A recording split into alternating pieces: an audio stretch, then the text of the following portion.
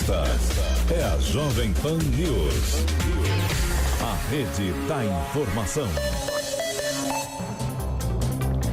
Olá, bom dia! Começa agora o Jornal da Manhã, segunda edição, que vai ao ar de segunda a sexta-feira, das 10 horas da manhã ao meio-dia.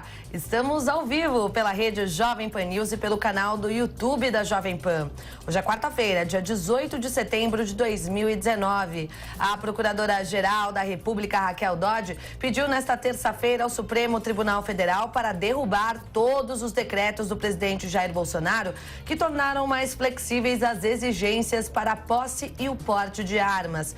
No último dia, à frente da PGR, Dodge se manifestou a favor de ações apresentadas ao STF pelos partidos Rede Sustentabilidade e PSOL, que visam barrar os decretos. Na manifestação enviada ao Supremo, a procuradora argumentou que os decretos de Bolsonaro estão em descompasso com o Estatuto do Desarmamento. E o Jornal da Manhã, segunda edição, traz também... Dodge deixa mandato de 2 anos dizendo ter esperança de que dias melhores virão e apresentando nova denúncia sobre caso Marielle. Levi Guimarães. Raquel Dodge transfere o cargo para o subprocurador Alcides Martins, que assume o Ministério Público Federal interinamente, enquanto o Senado não aprova a nomeação de Augusto Aras. Senado aprova projeto que regulamenta o fundo eleitoral com alterações para 2020. Afonso Marangoni. O presidente da Câmara defendeu o texto do fundo eleitoral e afirmou existir 1 ou 2 pontos que podem gerar alguma polêmica. Para Rodrigo Maia, sem financiamento de campanha, não há democracia. A Arábia Saudita garante que vai normalizar produção de petróleo até o fim deste mês. A ofensiva interrompeu a fabricação de 5.700.000 barris, o equivalente a 5% da produção mundial. E em carta aos Estados Unidos, Irã nega envolvimento em ataques na região. O governo iraniano insiste que não desempenhou nenhum papel no ataque e que condena as acusações apresentadas pelos norte-americanos. Desejando reajuste, funcionários dos Correios suspendem greve em todo o país até dia 2 de outubro. Nesta data, a Justiça do Trabalho deve decidir sobre o caso. E em Israel, partidos de Benjamin Netanyahu e Benny Gantz seguem empatados. O país demonstra eleitorado dividido, com a segunda eleição em um período de 5 meses. O Jornal da Manhã, segunda edição, começa agora.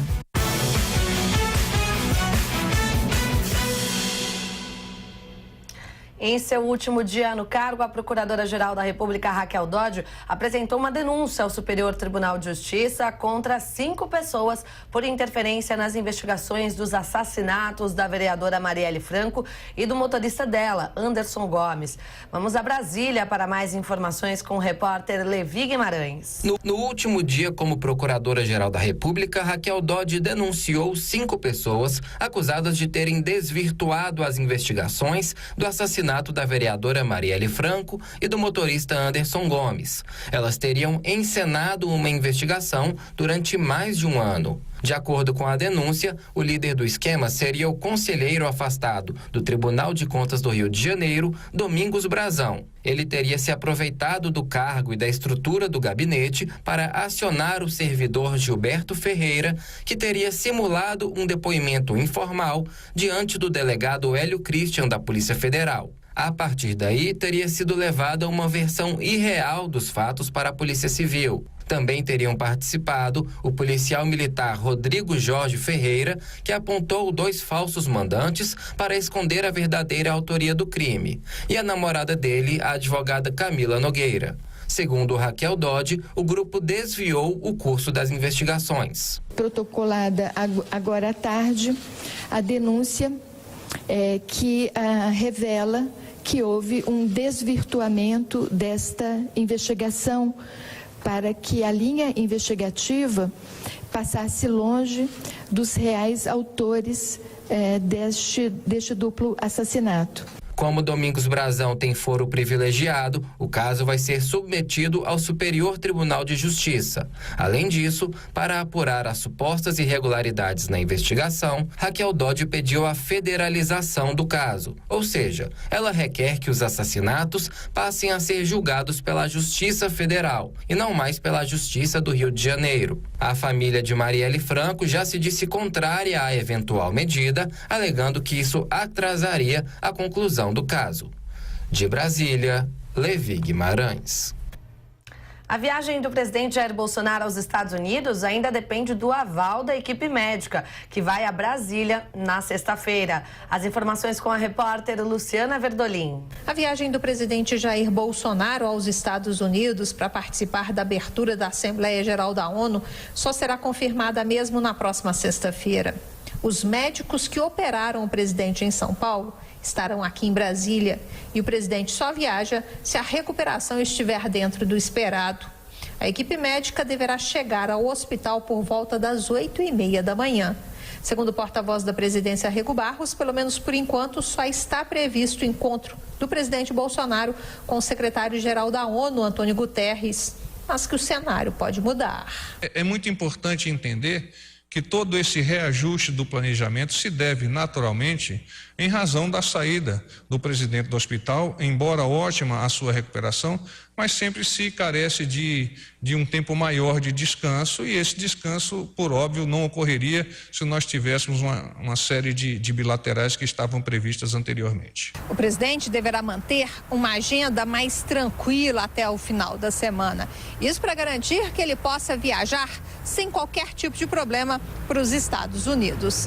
O presidente estaria animado com a viagem e tem usado parte do tempo livre para preparar o discurso de abertura da Assembleia Geral da ONU na próxima terça-feira. Tradicionalmente, é o Brasil o responsável por abrir a reunião. O governo brasileiro diz que está tranquilo e não acredita em protestos ou qualquer tipo de outro problema durante a reunião. De Brasília, Luciana Verdolim. E o Senado aprovou nesta terça-feira um projeto que viabiliza recursos para as campanhas eleitorais municipais em 2020. O valor do fundo eleitoral para o financiamento, contudo, ainda deverá ser definido pela lei orçamentária. Mais informações e detalhes dessa história toda com o repórter Afonso Marangoni. Depois de retirar os pontos considerados mais polêmicos do projeto que altera regras eleitorais, o Senado aprovou a parte que trata do fundo para as eleições municipais do ano que vem. O texto deixou uma brecha que permite aumentar ou diminuir o valor destinado para o financiamento das campanhas políticas, mas foi acordado entre deputados e senadores que o montante para a disputa de 2020 será o mesmo das eleições de 2018, R$ 1,7 bilhão.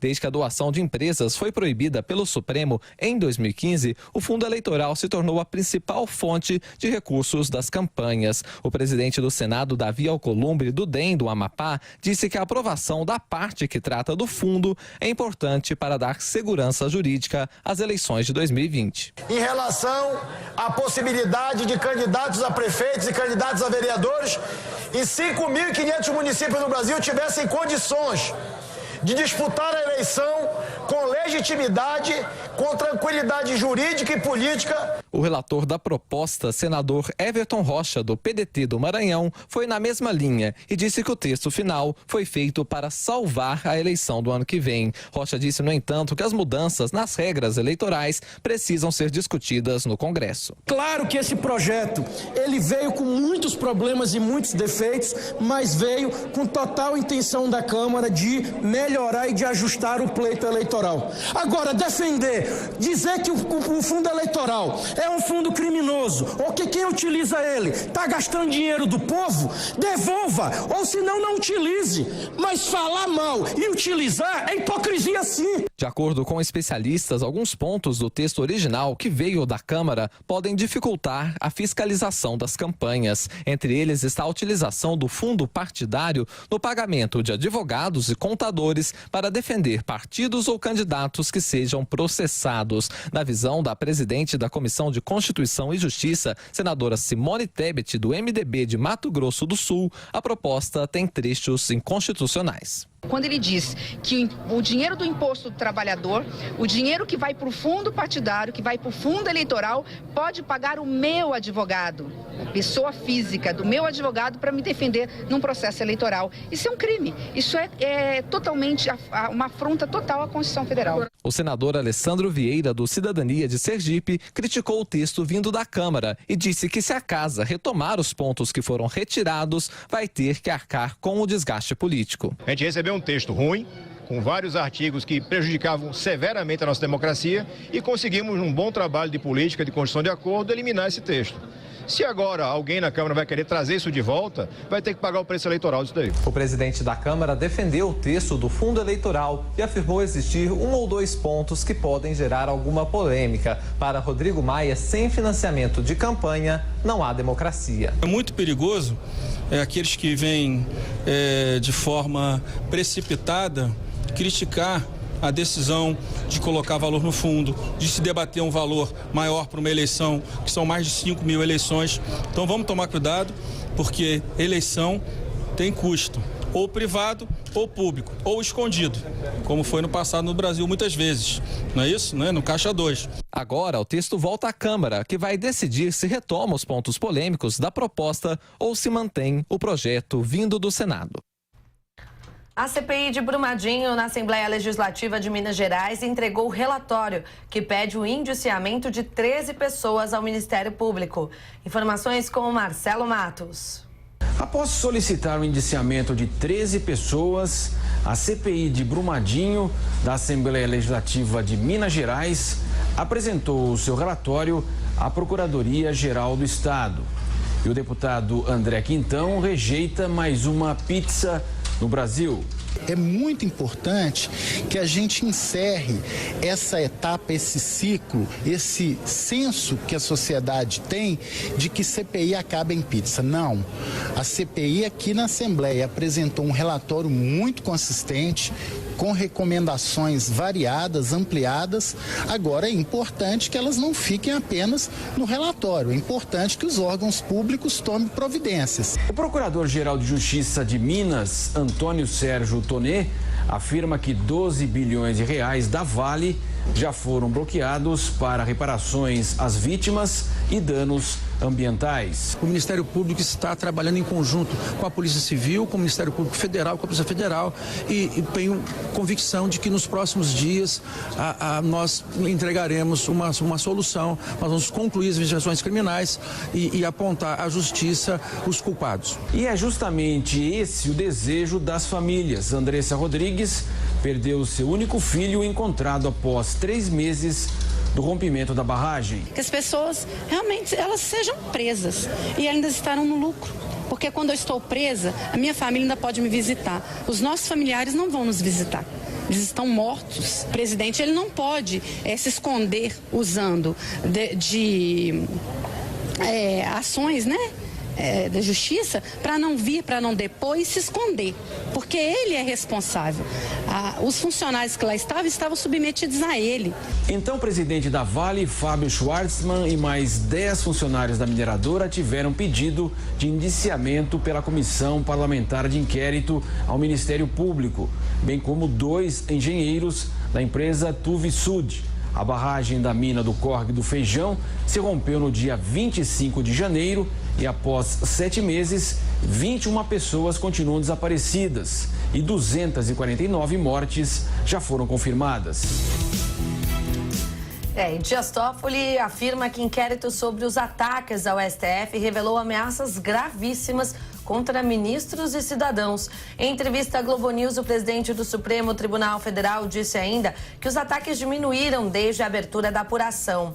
O inquérito, criado em março deste ano por determinação do ministro, tinha como objetivo apurar ofensas, ameaças e notícias falsas que envolvessem o STF. Dias Toffoli destacou que muitos dos ataques online eram feitos via robôs de forma artificial e com a intenção de criar uma instabilidade no judiciário. Fernando Collor de Mello diz que Jair Bolsonaro ganharia muito se tirasse o aspecto ideológico do governo. Em entrevista à Folha de São Paulo, o senador do PROS de Alagoas criticou também a influência dos filhos do presidente na gestão federal. Outra preocupação apontada pelo ex-presidente foi em relação à falta de base de apoio no Congresso. Para Collor, sem este apoio, o atual presidente pode enfrentar seríssimas dificuldades, que ele não sabe se Bolsonaro teria condições de superar. Ex-presidente Dilma Rousseff diz por rede social que Michel Temer admitiu que o impeachment dela foi um golpe. Na entrevista à TV Cultura, o ex-presidente disse que se Lula estivesse no governo, não existiria o impeachment. Segundo ela, Temer não disse, contudo, que o golpe de 2016 foi para enquadrar o Brasil no neoliberalismo. Abre aspas. E, claro, negou ter participado diretamente do golpe, fecha aspas. Foram essas as palavras de Dilma Rousseff. Agora vamos saber como fica a previsão do tempo em todo o país com a Desirê Brandt. O ar seco ainda comanda o tempo na maior parte do Brasil e isso tem prejudicado cada vez mais a qualidade do ar. A umidade relativa despenca, especialmente durante as tardes no interior do país. E o que só aumenta enquanto não chover é a concentração de poluentes. E não só nos centros urbanos. No interior do Brasil tem o número de queimadas que fica bastante elevado. E isso também prejudica bastante a qualidade do ar. E hoje a situação não é diferente, mais um dia com predomínio de sol e muito quente em grande parte do país. Tem previsão para pancadas de chuva na região norte, mas no leste do Pará, Tocantins e leste de Rondônia, o tempo segue seco, assim como em grande parte do centro-oeste, sudeste e interior do nordeste. Agora na região sul do Brasil tem uma frente fria. E o sistema hoje provoca chuva forte de novo entre o norte do Rio Grande do Sul e Santa Catarina. E o Paraná já deve receber as primeiras pancadas de chuva, principalmente na metade sul do estado. Quanto à temperatura, hoje a máxima não passa dos 20 graus em Porto Alegre, mas chega aos 40 graus em Cuiabá, 41 em Campo Grande e 37 graus em Palmas e também em Teresina. Capital paulista, hoje com máxima de 35 graus. E amanhã também sol e muito calor, com máxima de 35 graus. Agora mais para o final da semana, o tempo começa a dar sinais de mudanças. A nebulosidade vai aumentar, deve chover um pouco, especialmente entre a capital paulista e o litoral, e o calor vai diminuir bem no fim de semana e é por causa da aproximação da frente fria. Quer saber mais da previsão para a sua cidade e para todo o Brasil? Então acesse tempoagora.com.br. Desirê Brandt da Somar Meteorologia. É com vocês nos estúdios da Jovem Pan.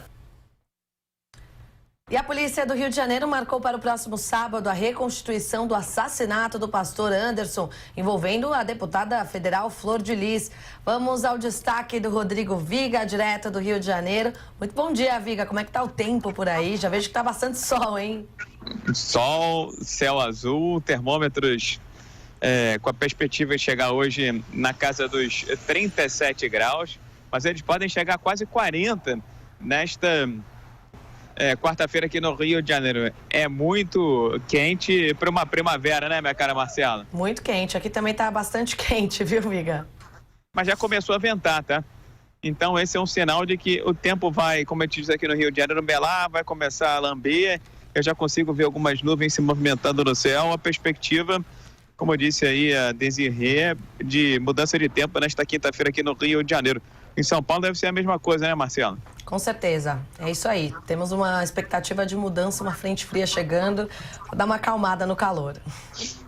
Nessa história de primaverão não dá, né, minha cara Marcela? Agora, mais cedo, o tempo estava meio esquisito aqui no Rio de Janeiro, tinha uma fumaça, tinha um nevoeiro, prejudicando as manobras no aeroporto Santos Dumont, que está com as manobras já prejudicadas, né, por conta de uma obra na pista principal, que termina na próxima sexta-feira. A partir de sábado, a ponte aérea Rio-São Paulo voltará a ser feita via aeroporto Santos Dumont. Um alívio para quem vem e sai do Rio de Janeiro, porque o aeroporto Santos Dumont é um aeroporto central, enquanto que o aeroporto internacional Antônio Carlos Jobim, embora tenha mais serviço, mais estrutura, é um aeroporto mais distante, as pessoas precisam se planejar, se programar, leva mais tempo para chegar lá, né, Marcelo? Então, quanto mais perto da região central, melhor. Não é assim que funciona, Marcelo? Com certeza, facilitar a vida das pessoas, né? Exatamente. No sábado, como você disse, nós teremos a reconstituição Agora falam um nome pomposo, reprodução simulada. Vou continuar com reconstituição, tá bom, né, Marcelo? Não tem problema não, né? Não, a gente entende assim. Pois Mais fácil para entender, né? Do assassinato. Como é que vai funcionar essa reconstituição, Vigar? Vai ser lá na casa da família, em Pendotiba, em Niterói, na região metropolitana do Rio de Janeiro, um outro município, né, município vizinho aqui ao Rio de Janeiro. 15 pessoas foram intimadas para participar dessa reconstituição, inclusive, viu, minha cara Marcelo, ouvintes internautas da Jovem Pan, a própria deputada federal Flor de Lis. Você lembra que ontem foram cumpridos mandado de busca e apreensão, né, para recolher elementos que possam ajudar nas investigações. Há muitas suspeitas, há muitas perguntas sem respostas. Essa realmente é uma novela cujo final a gente não sabe, não tem nem noção do que vai ser, mas sabe-se apenas, viu, minha cara Marcela, que muita gente aponta o dedo para a deputada federal Flor de Lis, ou como uma pessoa que sabia dos planos que estavam sendo realizados, ou que teria algum tipo de interesse nesse crime, viu, Marcelo? Complicada essa situação, né, Viga? É um caso muito complexo, né? Começou com uma informação, depois foram surgindo indícios de que a família estaria envolvida. Realmente tem muito pano para manga ainda. E tem 2 filhos presos, né, Marcelo? Exatamente. Tem o filho biológico da Flor de Lis, o Flávio dos Santos, que está preso, acusado de ser o autor dos disparos. E tem o filho adotivo, o Lucas dos Santos, de 18 anos de idade, que teria sido responsável por comprar a arma do crime, a arma do assassinato. Os 2 estão presos, já foram indiciados e agora vão responder processo na justiça por envolvimento. Agora, assim como no caso Marielle, a questão aqui, no caso o pastor Anderson do Carmo, envolve saber quem arquitetou, quem idealizou o assassinato, né, Marcelo? Porque não adianta prender a ponta do processo sem descobrir quem tinha o interesse efetivo da morte do pastor Anderson do Carmo. E um detalhe importante, quando que a Marielle foi morta, foi assassinada em uma emboscada na zona norte do Rio de Janeiro, o pastor Anderson do Carmo foi morto dentro de casa, né? Já na garagem da casa onde ele morava com a deputada federal Flor de Lis e mais de 50 filhos entre biológicos e adotivos. O que intriga mais esse caso. Vai ter uma reconstituição no próximo sábado. Sincero e honestamente, acho que a reconstituição é mais importante para a polícia do que para a imprensa, porque dificilmente vai se trazer novas informações, vão chegar novos elementos por conta de uma reconstituição. É apenas, como o nome diz, uma reprodução daquilo que teria acontecido em junho deste ano na garagem da casa da família em Pendotiba, Niterói, na região metropolitana. Agora, resta saber quem arquitetou o crime, porque surgiram muitas informações que vêm de dentro do seio da família e que a deputada federal ou sabia ou tinha interesse na morte do pastor Anderson do Carmo. E não sei se você sabe, viu, Marcela, mas a família do Anderson do Carmo não mantém mais contato com a Flor de Lis desde o sepultamento, nenhum telefonema, nenhum contato, nenhuma palavra de conforto à mãe, à irmã e outros familiares do Anderson do Carmo, que têm a certeza, segundo eles dizem, de algum tipo de envolvimento da deputada federal no crime, minha cara Marcela. Realmente bastante complicada essa situação, né, Viga? Vamos aguardar, então, quem sabe, depois dessa reconstituição, talvez alguns novos elementos, a investigação ande um pouco mais nesse sentido, né? Obrigada pelas suas informações. E rapidinho, viu, Marcela? Se me dá mais um minuto, por gentileza, Diga porque lá. tivemos mais um policial morto aqui no Rio de Janeiro nas últimas horas, em um assalto em um posto de combustível na rodovia Presidente Dutra. O sargento Pinheiro teria reagido a essa tentativa de assalto e morreu. E agora pela manhã, numa operação que a polícia está fazendo no Complexo do Alemão, na zona norte do Rio de Janeiro, um cabo da Polícia Militar, identificado como Felipe Brasileiro, também foi alvejado, baleado. Ele foi levado para o hospital, foi operado, está lutando pela vida contra a morte. Já são mais de 40 agentes de segurança mortos no estado do Rio de Janeiro neste ano de 2019 e quase 150 baleados nas mais diversas circunstâncias. E eu pedi para o Corpo de Bombeiros também, para a Polícia do Rio de Janeiro, confirmar ou não a informação de que um ex-executivo da Odebrecht teria sido encontrado morto dentro da casa dele, aqui no Rio de Janeiro. A informação não está confirmada, não está ratificada, mas se for verdade, seria um executivo que teria feito delações, viu, minha cara Marcela, ouvintes internautas da Jovem Pan, envolvendo políticos famosos e poderosos e também centrais sindicais. O Corpo de Bombeiros e a Defesa Civil, além da Polícia do Rio de Janeiro, o vento soprando aí, ficaram de dar uma informação, uma ratificação ou não, desta notícia ainda na manhã desta quarta-feira, viu, Marcelo? Tá certo, Viga. Muito obrigada pelas suas informações. Qualquer novidade aí do Rio de Janeiro, você volta a chamar a gente, ok? Tá certo, Marcelo. Olha o vento soprando aí, o cabelo já todo bagunçado. Bons ventos para você aí, viu, Viga? Obrigado, bom trabalho. Obrigado, Marcela. Bom dia, bom trabalho para você também. Bom dia.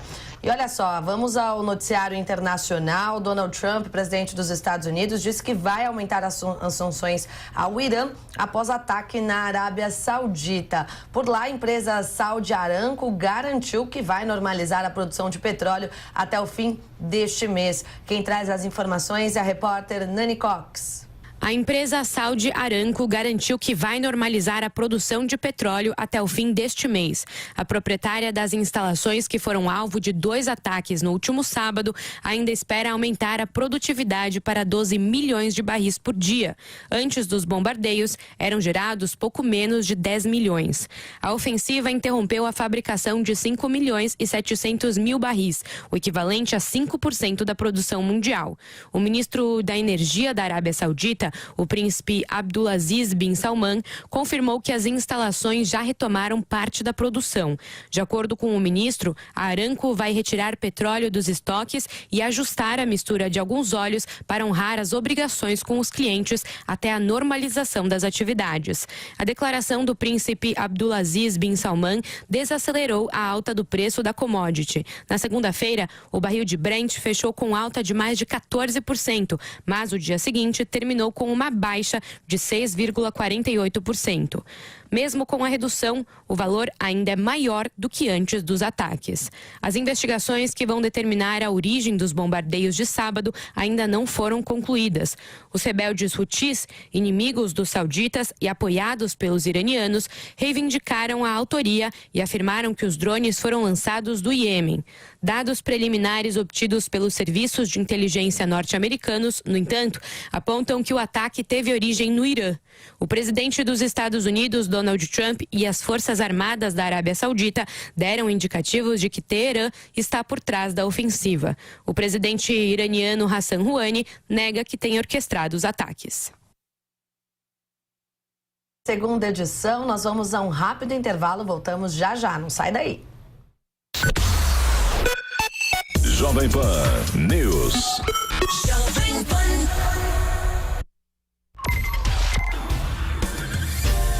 Saúde. Vencendo o câncer. Dr. Maluf. Nós vamos falar sobre as novidades de tratamento de imunoterapia no câncer.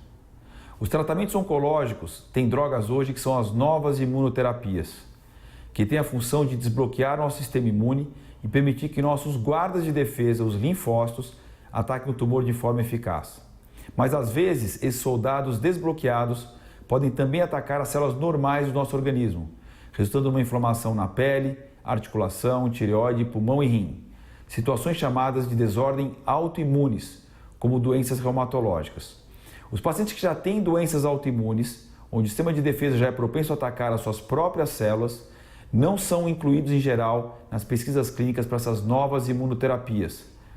O motivo disso é por uma potencial piora dos sintomas da própria doença reumatológica. No Congresso Americano de Oncologia desse ano, foi avaliado então o papel da imunoterapia em pacientes com doença autoimune. O resultado foi que houve ganho de sobrevida, diminuição de tumor nesses pacientes, mostrando que a imunoterapia, primeiro, é ativa contra esses tumores. Quando comparados os benefícios e a descontinuidade da imunoterapia entre pacientes com ou sem desordens autoimunes, não houve diferenças. Com relação à segurança, uma minoria de pacientes, cerca de 4%, teve uma piora da doença reumatológica. A conclusão desse importante artigo é que a imunoterapia pode ser dada para pacientes que realmente precisam desse tratamento, no caso, tumores avançados como de bexiga, de rim, tumores de cabeça e pescoço, tumores de estômago. Porém, o grau de atenção dos médicos deve ser muito maior pela chance de reativação ou piora da doença reumatológica. Nós somos o Instituto Vencer o Câncer. Estamos juntos com você nessa luta. Acesse o nosso site vencerocâncer.org.br. Vencendo o câncer. Dr. Maluf.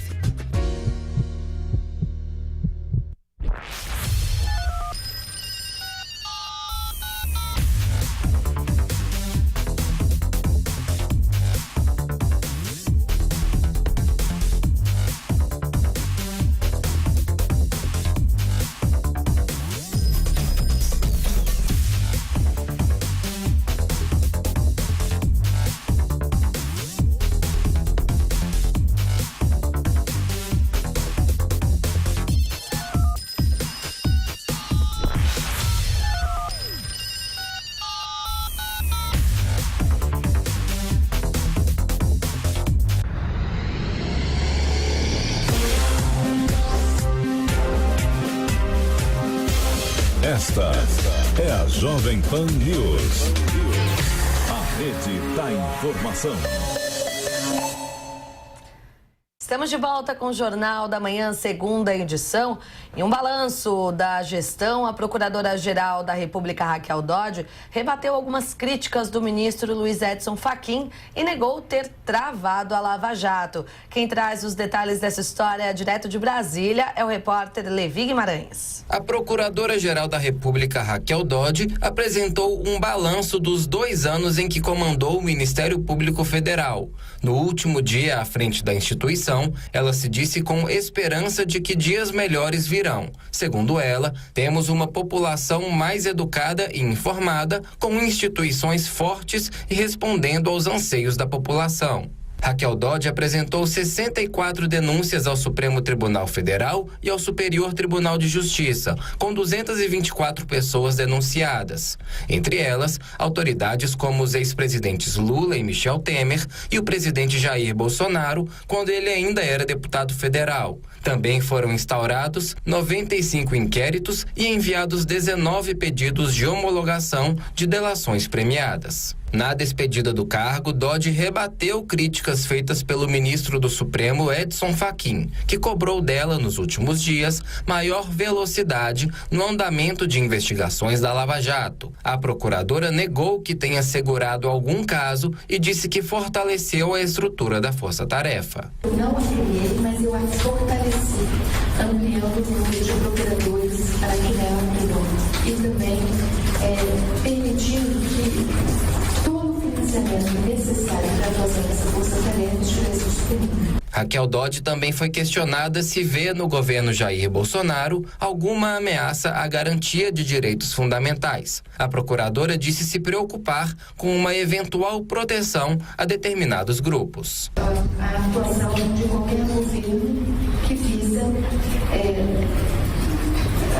proteger alguns setores em detrimento de outros. Eu acho que o papel do governante é sempre de desenhar políticas públicas inclusivas para realizar uma sociedade plural. Nesta quarta-feira, Raquel Dodge transfere o cargo para o subprocurador Alcides Martins, que assume o Ministério Público Federal interinamente, enquanto o Senado não aprova a nomeação de Augusto Aras.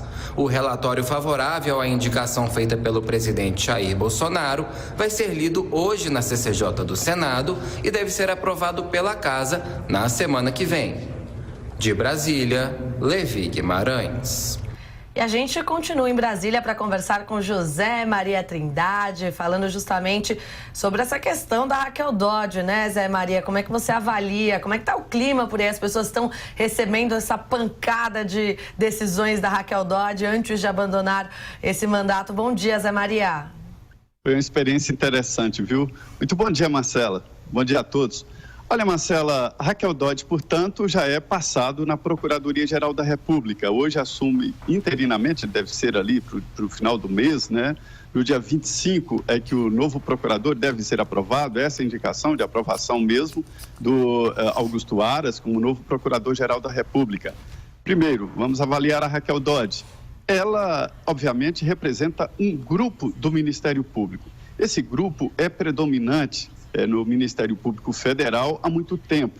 São os integrantes ali da lista tríplice que se formaram e definiram uma política interna ali, dominam o Ministério Público, que não tem hierarquia.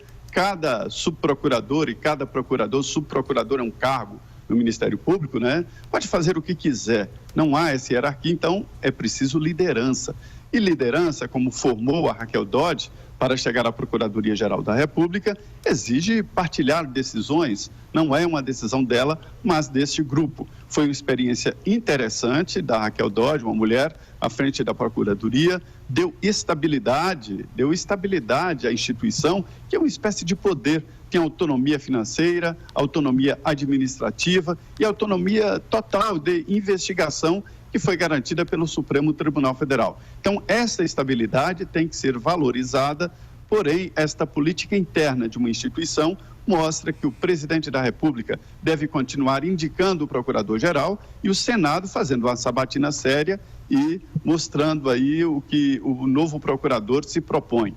Agora, passando para o novo, Augusto Aras, deve mesmo assumir no início do mês que vem a Procuradoria-Geral e a bordo de uma nova proposta. Ele tira do poder esse grupo aí. É um exercício do poder tão intenso que houve brigas e ação no Supremo por vaga na garagem. Vaga na garagem da Procuradoria-Geral da República, para se ter uma ideia de como o poder é disputado. Eu costumo dizer, Marcela, de que onde há poder, há disputa.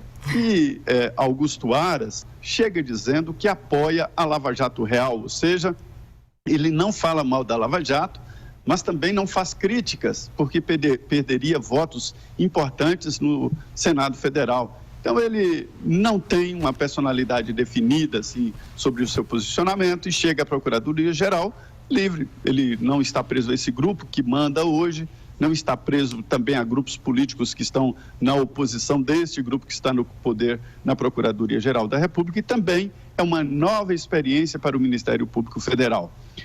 A frase do dia do futuro Procurador-Geral da República é de que ele vai multiplicar a Lava Jato nos estados, e isso é muito importante. A negativa é a história do MAS. Eu não gosto dessa história do MAS no Ministério Público. Eu apoio a Lava Jato, mas é aí que mora o perigo, viu, Marcelo? E aí que acho que os senadores vão ficar de olho, né, nesse mas, Zé Maria. E também tivemos aí o Senado recuando de alguns pontos polêmicos, né? Aprovou o fundo eleitoral sem um valor definido. Acho que esse também é o assunto do dia por aí, né, Zé Maria? O que você conta pra gente dessa história?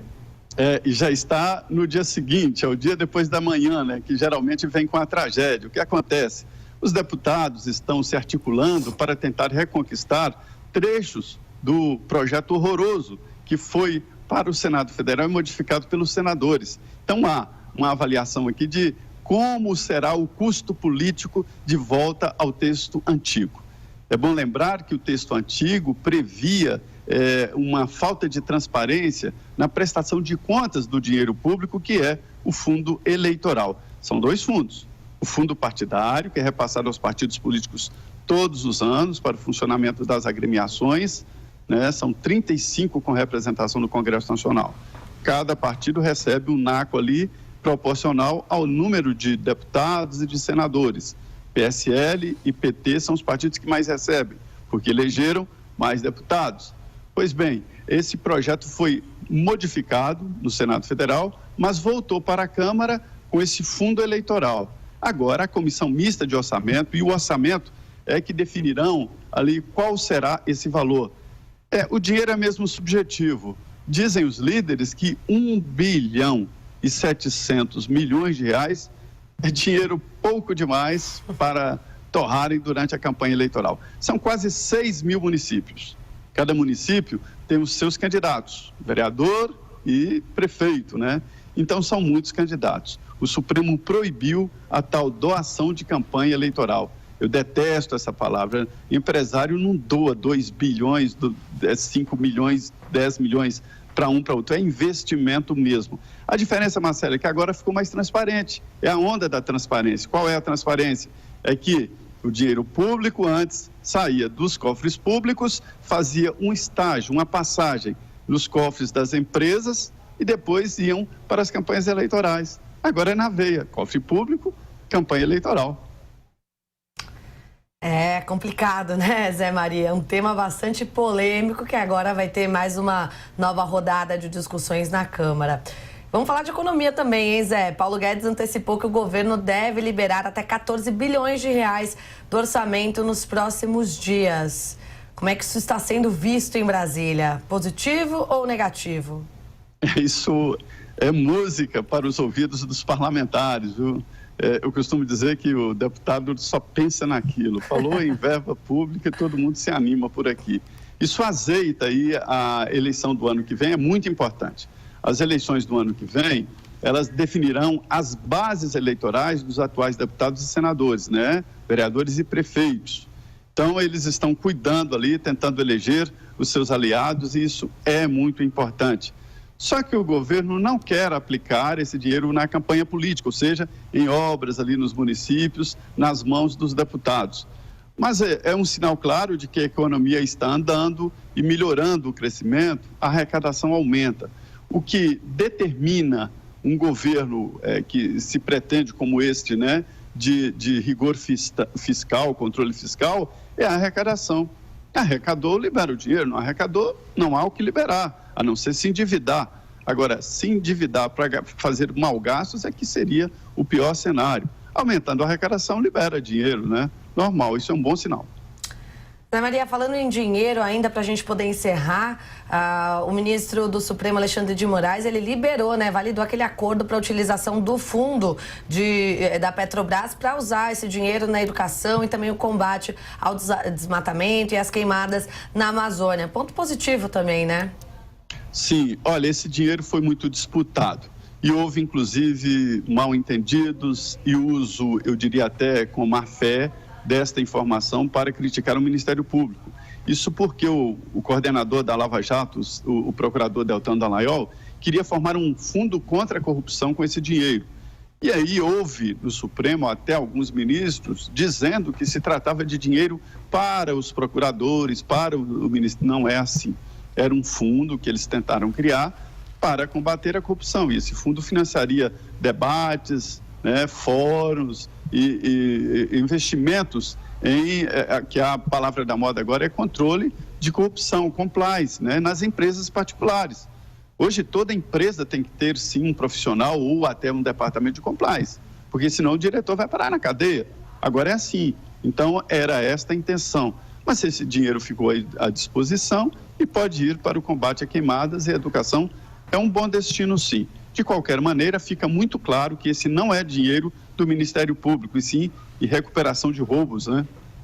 É aquele relógio, aquele celular que fica lá na delegacia, né? Que os bandidos foram presos e ainda não identificaram os donos dos relógios e dos celulares. Aliás, eu não sei onde vai parar esse celular que fica na delegacia. Esse dinheiro eu sei. Uma boa pergunta, hein, Zé Maria? Obrigada aí pelas suas explicações. José Maria Trindade sempre de olho no Congresso e também esmiuçando, trazendo aqui os detalhes sobre a política brasileira, sempre muito bem esclarecedor. Obrigada, Zé Maria. Um bom trabalho para você aí em Brasília. Muito bem, Marcela. Está muito bem aí. Obrigado. Bom dia. Obrigada. Bom dia. E olha só, de Brasília vamos ao Japão. O governador de São Paulo, João Dória, segue em Tóquio, no Japão, onde busca fechar novos acordos para investimentos no estado. Quem está lá acompanhando de perto o governador é o repórter Daniel Lian. Bom dia, Lian. Aliás, boa noite no Japão.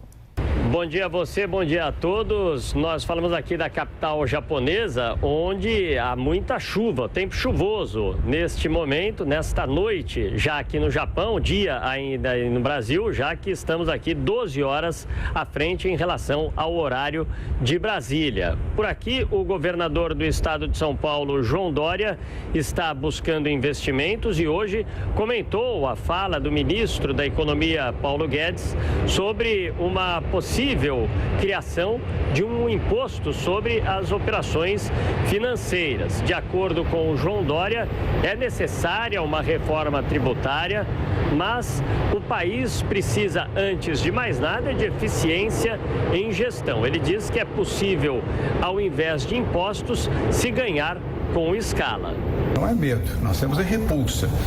O governo do estado de São Paulo, em hipótese nenhuma, vai apoiar com a sua bancada federal qualquer novo imposto.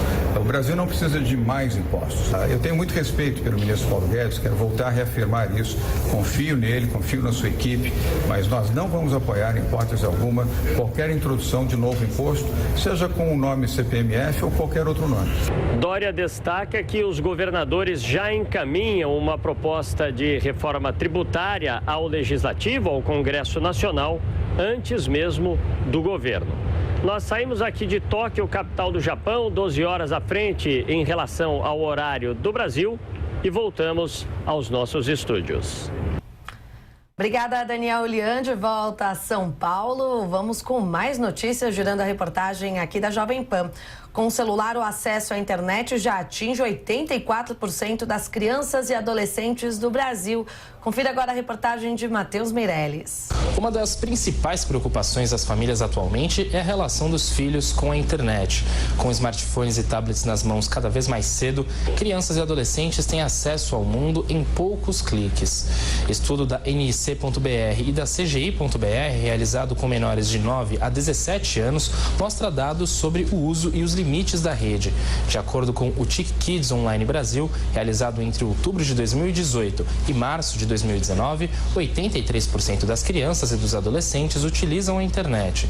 Cerca de 22 milhões e 700 mil usuários acessam apenas por meio de celulares. Nas classes mais baixas, a proporção aumenta de 53% para 71%. O cuidador de projetos de pesquisa do CETIC.br, Fábio Seni, explica quem são os menores que não tiveram acesso à internet nos últimos meses. A pesquisa estima cerca de 3,8 milhões de crianças e adolescentes que não usaram a internet nos últimos 3 meses, e elas estão concentradas em parcelas mais vulneráveis da população, especialmente nas classes D e E, e uma quantidade grande também presente na região nordeste do país, o que mostra que precisa ter políticas específicas de inclusão mais focalizadas nesses públicos. Fábio Seni destaca que a escola não está sendo um espaço prioritário do uso da internet. A coordenadora da pesquisa TIC Kids Online Brasil, Luísa Adib, afirma que é preciso gerar políticas públicas para ampliar o acesso. O acesso ele está muito relacionado ao desenvolvimento de políticas de infraestrutura e políticas educacionais também, porque o acesso na escola ele ainda é muito baixo no Brasil. Então, pensar como que a gente desenvolve ações estatais, né, que possibilitem um acesso mais equitativo e aí a escolha pelo uso ela seja assim um fator pessoal e não relacionada à restrição pelo acesso. Luísa Adib ressalta a grande presença de menores nas redes sociais. Segundo a pesquisa, 97% dos adolescentes com idades entre 15 e 17 anos têm perfil em plataformas como WhatsApp, Facebook e Instagram. A viagem do presidente Jair Bolsonaro a Nova York para participar da abertura da Assembleia Geral da ONU depende de autorização médica, mas o estado de saúde dele evolui satisfatoriamente e a autorização deve ser dada. Isso de acordo com o porta-voz da presidência, general Otávio do Rego Barros. Bolsonaro deve passar por uma avaliação médica na sexta-feira em Brasília. A viagem a Nova York deve ser iniciada na noite de segunda-feira, com retorno ao Brasil no dia 25. Gilmar Mendes afirma que o Supremo Tribunal Federal vai decidir até novembro se anula ou não a condenação de Lula na Lava Jato. A defesa do ex-presidente questiona a parcialidade do ex-juiz e atual ministro Sérgio Moro e pede a anulação de todos os processos em que ele atuou. O argumento é que o magistrado, então responsável pelos casos da Lava Jato, aceitou o convite de Jair Bolsonaro para assumir o Ministério da Justiça. A análise do caso começou em 2018 e já conta com 2 votos contra o pedido da defesa do petista, dos ministros Luiz Edson Fachin e Carmen Lúcia. A Câmara concluiu a votação da nova lei de licitações. Com o fim da análise, o projeto vai retornar agora ao Senado por conta de modificações feitas pelos deputados. Entre os dispositivos aprovados está o que tira a obrigatoriedade da administração em divulgar dados em seu site oficial, no caso de obras, ficando a cargo da contratada. O projeto de lei prevê que as mudanças sejam aplicadas nos níveis federal, estadual e municipal. Em São Paulo, a Sabesp quer concluir até novembro o processo de licitação para empresas que vão atuar na despoluição do Rio Pinheiros. Quem traz as informações é a repórter Natasha Mazaro. A Sabesp quer concluir até novembro o processo de licitação para empresas que vão atuar na limpeza do Rio Pinheiros. A despoluição do rio foi tema de debate da 30ª FENASAM, Feira Nacional de Saneamento e Meio Ambiente, promovido pela Associação dos Engenheiros da Sabesp. A promessa de entregar um rio limpo para a população até dezembro de 2022 foi feita pelo governador de São Paulo, João Dória. O governo paulista vai investir no projeto pelo menos R$ 1,5 bilhões. A expectativa é de que mais 3 bilhões venham do setor privado. O diretor de Tecnologia, Empreendimentos e Meio Ambiente da Sabesp, Edson Airoldi, explica como estão as obras. A gente tem uma obra muito importante em execução, que é a construção do coletor tronco Pirajussara. Temos 14 licitações em andamento nesse momento, 3 das quais já com vencedores, e a nossa expectativa é que essas licitações ocorram agora ao longo dos meses de outubro e novembro, e se forem bem sucedidas, e a gente tem um grau de certeza bastante importante que elas serão, a partir de janeiro teremos o início dessas obras. Hoje, os principais problemas que causam poluição no Rio Pinheiros são esgoto irregular e lixo da população. Edson Airoldi explica que a Sabesp está fazendo a parte dela, no que cabe ao saneamento. Mas a medida só terá bons resultados se houver a participação da população. Eu acredito que o fundamental aí é a gente trabalhar das duas formas, né? A municipalidade tem seu papel e as pessoas também. A soma desses dois esforços, com certeza, vai significar menos lixo nos tributários do Pinheiros, consequentemente no próprio Pinheiros. O presidente da Empresa Metropolitana de Águas e Energia, Ronaldo Camargo, ressalta que despoluir o Rio Pinheiros é um desafio. No entanto, um desafio possível até 2022. A EMAI, ela está estruturada basicamente nos negócios, na viabilização de desassoreamento, que já está operando há mais de 2 meses, que é uma condição fundamental para o rio rapidamente começar a ter água mais translúcida, e nós temos a calha do rio chegando à sua profundidade real, além do que várias tecnologias estão sendo testadas. O projeto Novo Rio Pinheiros prevê intervenções em áreas de todas as subbacias dos grandes afluentes do rio, onde vivem mais de 3 milhões de pessoas. Ações socioambientais também serão incluídas para engajar a população na recuperação dos cursos d'água da região. Relatório da reforma tributária em discussão no Senado será apresentado hoje na Comissão de Constituição e Justiça, sem qualquer proposta de CPMF. O documento elaborado pelo tucano Roberto Rocha, do Maranhão, independe do projeto do governo, que ainda não foi enviado ao Congresso Nacional. A matéria prevê elevar o imposto sobre valor agregado para compensar a redução da carga na folha salarial, de 20% para 14%. A medida diminuiria a arrecadação obtida com o pagamento das empresas em 70 bilhões de reais por ano. Em compensação, estão previstos aumentos em 3 etapas de um IVA a ser criado pela reforma. Nesta terça-feira, durante a audiência pública no Senado, o especialista em tributação Pedro Delari criticou normas sobre impostos no Brasil. Diante desse princípio que eu falei, princípio da igualdade, né? Como é que pode se admitir uma situação em que uma pessoa que ganha R$ 1.905, R$ 1.904, seja contribuinte do imposto de renda, e uma pessoa que ganha 1.904 milhões seja isento de imposto de renda?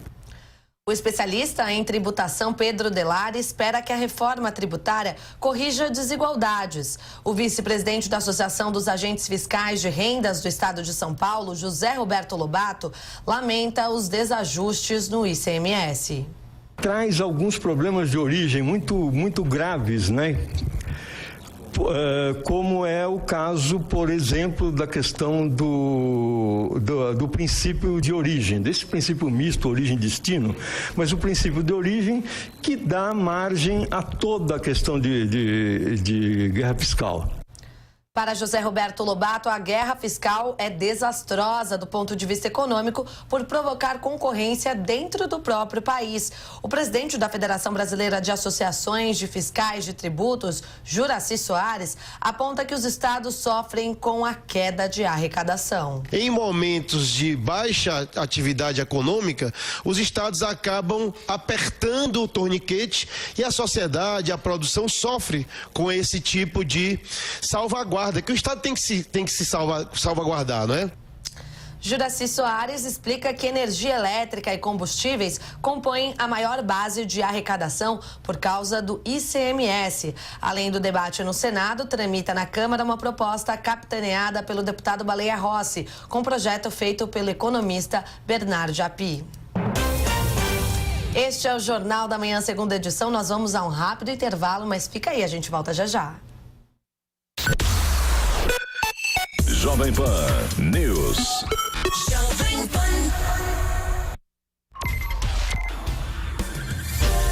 Saúde. Saúde das crianças. Doutor Paulo Pac. Quantos bebês devem comer? Qual é a quantidade que uma criança precisa comer? Claramente, cada um tem seu metabolismo. Claramente, cada criança tem o seu gasto energético, que pode ser diferente dela mesma de um dia para o outro. Conforme a temperatura do ambiente, conforme a umidade relativa do ar, a criança vai comer mais ou menos, até em função do quanto ela fez e faz de atividade física, o quanto ela tem dormido adequadamente ou não, inclusive dependendo do seu estado emocional. Resumidamente, não existe uma receita, uma regra fixa matemática das quantidades que uma criança deva comer. Claro que a criança tem que ser acompanhada no primeiro ano mensalmente, no segundo ano trimestralmente, do segundo para o quinto semestralmente, e após os 5 anos de idade, uma vez por ano pelo menos, para avaliar como está indo o seu crescimento, o seu ganho de peso, a sua pressão arterial. E é dentro dessa medição, colocando esses dados antropométricos, estatura e peso e o índice de massa corpórea da criança em curvas de crescimento, que o médico vai poder dizer se aquela criança está recebendo uma alimentação que esteja sendo suficiente para nutrir as suas necessidades. Porque nós, obviamente, devemos evitar os dois extremos, tanto o sobrepeso com consequente obesidade, como também a magreza, com a falta de alimentação adequada. Então, promovendo uma alimentação que deixe a criança sem ficar muito tempo, um intervalo muito grande sem comer, a gente sabe que a gente vai estar dando, pelo menos em termos de disciplina de horário, e a criança precisa ter essa disciplina, aquilo que ela precisa. E a gente dando aqueles alimentos saudáveis, a gente tem que deixar a criança escolher a quantidade que ela quer. Claro, com uma monitoragem do pediatra que vai dizer, esta criança está comendo muito, ou está comendo errado, ou esta criança está comendo pouco. Por quê? Porque a curva de crescimento, a curva de ganho de peso, o índice de massa corpórea dela e o IMC não estão adequados. Então, resumidamente, não há uma quantidade que a criança deva comer, ela varia de um dia para o outro, de um momento para o outro, de uma idade para outra e de criança para criança, obviamente. Então, a gente tem que dar aquilo que promova um crescimento monitorado em curva de crescimento que seja adequado. Com isso a gente vai estar garantindo inclusive a saúde futura do nosso pequeno paciente. Saúde das crianças. Doutor Paulo Pac.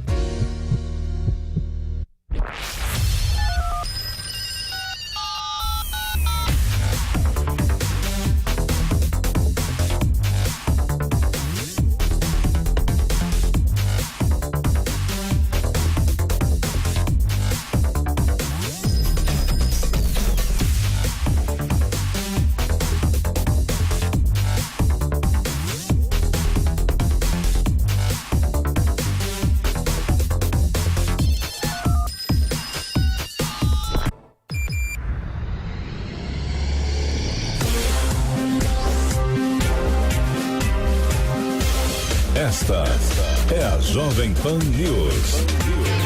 A rede da informação. Estamos de volta com o Jornal da Manhã, segunda edição, agora com o comentário de Rodrigo Constantino. Bom dia, Constantino. Bom dia. Diante da convocação do guru do bolsonarismo para a criação de uma militância organizada e cadastrada em prol do presidente, vários reagiram tentando justificar a ação com base no argumento, entre aspas, de que todos possuem uma militância. Não há nada demais nisso. É impressionante como tem gente que caiu na conversa de que a proposta olavista não tem nada demais, já que o MBL, o Partido Novo e outros também possuem seus militantes. Não obstante a gritante diferença de postura de uns e outros, não entendem ou fingem não entender a diferença entre se reunir em torno de ideias e pautas e se reunir em torno de uma pessoa, de um político.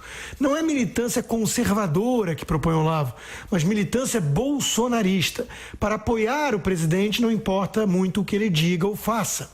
Isso é claramente um culto à personalidade, reunindo uma massa em torno de um líder. Tudo no líder, nada contra o líder e nada fora do líder. Onde foi que eu já vi isso antes mesmo?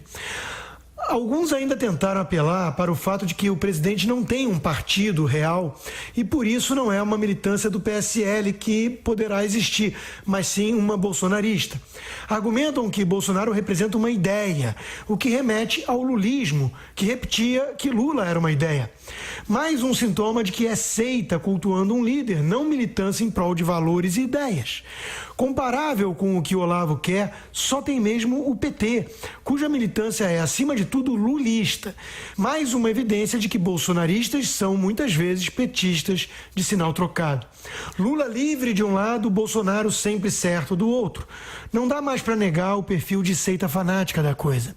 Assim como uma sociedade adequada é governada por leis, não por homens, uma associação adequada é unida por ideias, não por homens.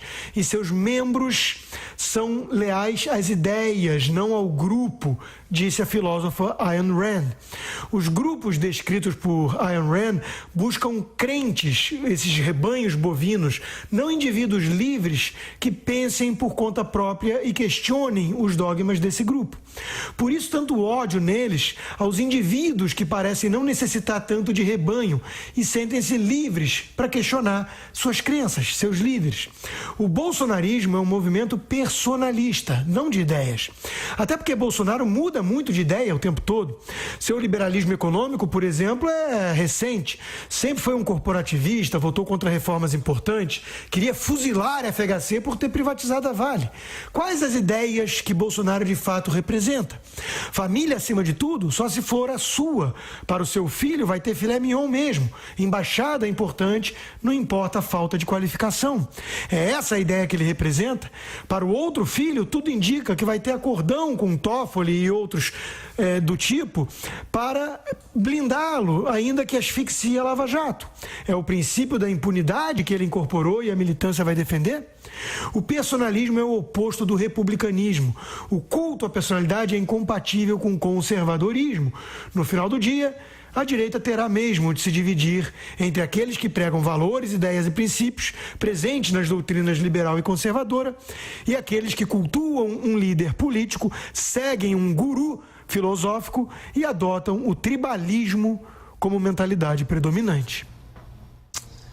E em São Paulo está ocorrendo o 30º Encontro Técnico FENASAN 2019. Quem traz as informações sobre o evento é o repórter Matheus Meirelles, ao vivo, direto deste evento. Bom dia, Matheus. Bom dia, Marcela. Bom dia a todos que acompanham o Jornal da Manhã, segunda edição. Eu estou na 30ª FENASAN, a Feira Nacional de Saneamento e Meio Ambiente, promovida pela Associação dos Engenheiros da Sabesp, o maior e um dos mais importantes eventos do setor realizados no Brasil e também na América Latina.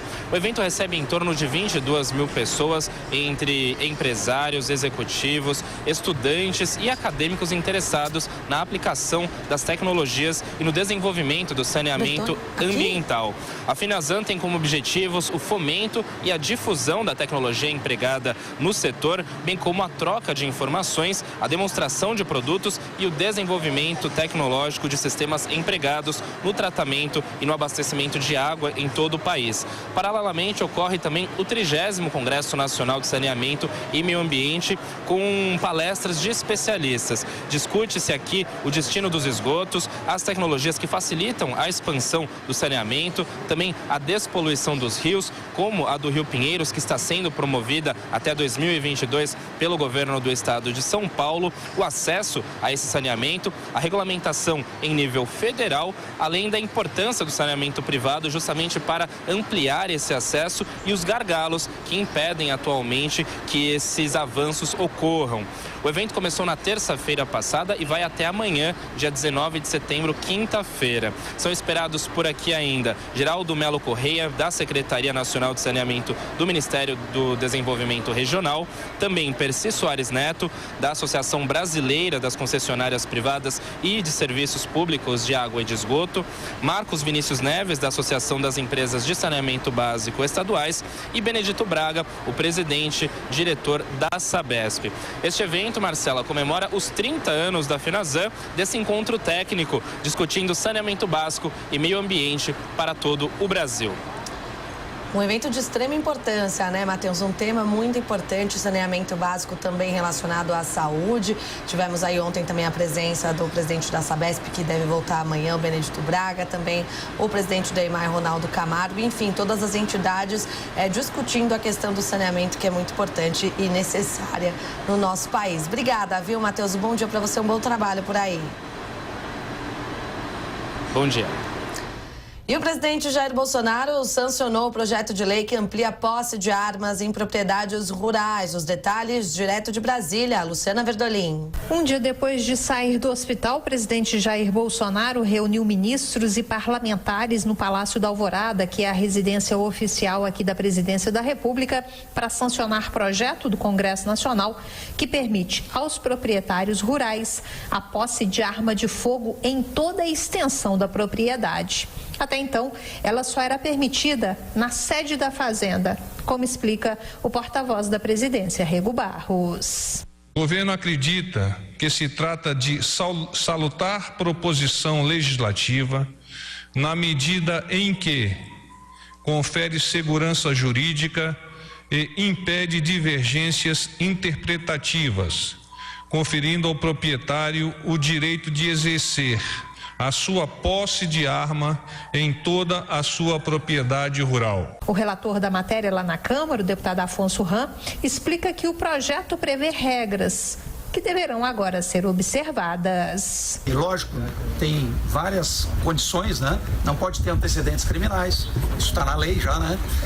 Tem que ter treinamento com a arma, tem também que se submeter a exames, né, psicotécnicos, e é de forma responsável e comprovar residência, né, no meio rural. Segundo ele, o objetivo não é armar o campo, e sim ter como reagir a possíveis ataques, uma vez que, de acordo com o deputado, é errado afirmar que a violência hoje é restrita às grandes cidades. Ainda segundo Afonso Ram, o presidente Jair Bolsonaro se recupera bem da cirurgia.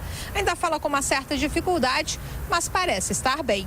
A ideia inicial era de uma solenidade bem restrita. Mas, no final das contas, o presidente acabou se reunindo com vários parlamentares e ministros. Ele aproveitou o encontro para pedir apoio à proposta que foi encaminhada ao Congresso Nacional e que trata de alterações no Código Brasileiro de Trânsito. O governo quer ampliar de 20 para 40 o número de pontos para que o motorista perca o direito de dirigir, como explica o deputado Ram.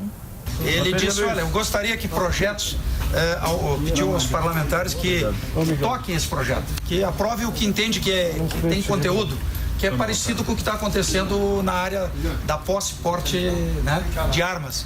Nós acabamos aprovando numa área que é importante, que é o mundo rural, nesse formato.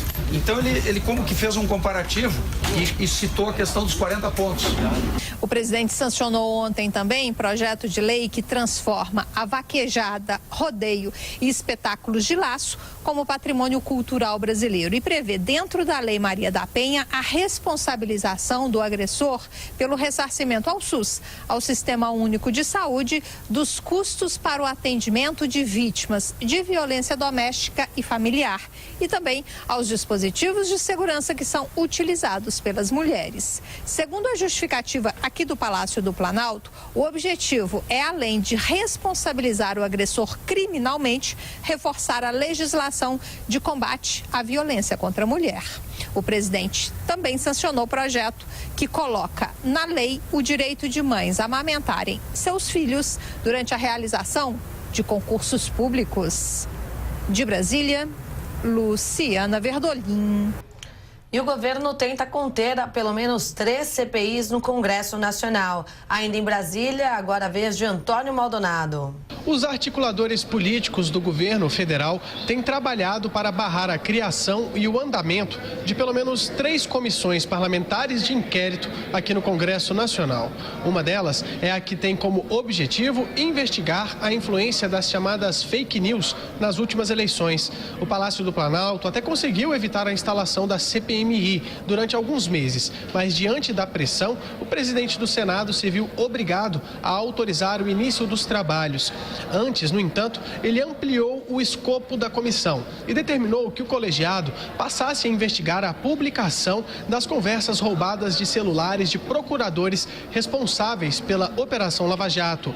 Mas o governo não se articulou e não colocou nenhum aliado em posições de comando do colegiado. E a tendência é que a CPMI foque mesmo na investigação sobre a influência das notícias falsas na eleição de Jair Bolsonaro. Tanto é que o colegiado já convocou representantes de empresas de redes sociais para prestar depoimento, o que incomodou o Palácio do Planalto. O fato é que o senador Davi Alcolumbre também trabalha junto ao Palácio do Planalto para barrar a criação de uma outra comissão, a CPI da Lava Toga. A ideia é que o colegiado investigue decisões de ministros de tribunais superiores, o que é visto por alguns como um ataque do Legislativo ao Judiciário. O presidente do STF, ministro Dias Toffoli, que tem um bom trânsito, tanto com o presidente Jair Bolsonaro quanto com Davi Alcolumbre, já disse ser contra a instalação da CPI. De fato, a comissão divide opiniões, até mesmo entre os apoiadores do governo. Do PSL, partido do presidente da República,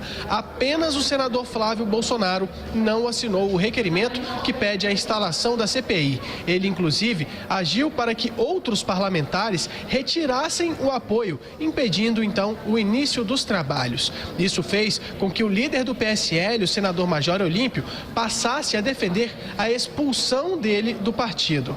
Na Câmara dos Deputados, a oposição chegou a conseguir as 171 assinaturas necessárias para instalar uma CPI para investigar a suposta articulação entre os procuradores da Lava Jato no Paraná e o então juiz Sérgio Moro. Mas enquanto a mesa diretora da casa conferia a validade das assinaturas, a Frente Parlamentar da Segurança conseguiu que pelo menos 9 parlamentares retirassem o apoio, impedindo então a instalação do colegiado. A oposição, no entanto, segue em busca de substitutos para começar a investigação.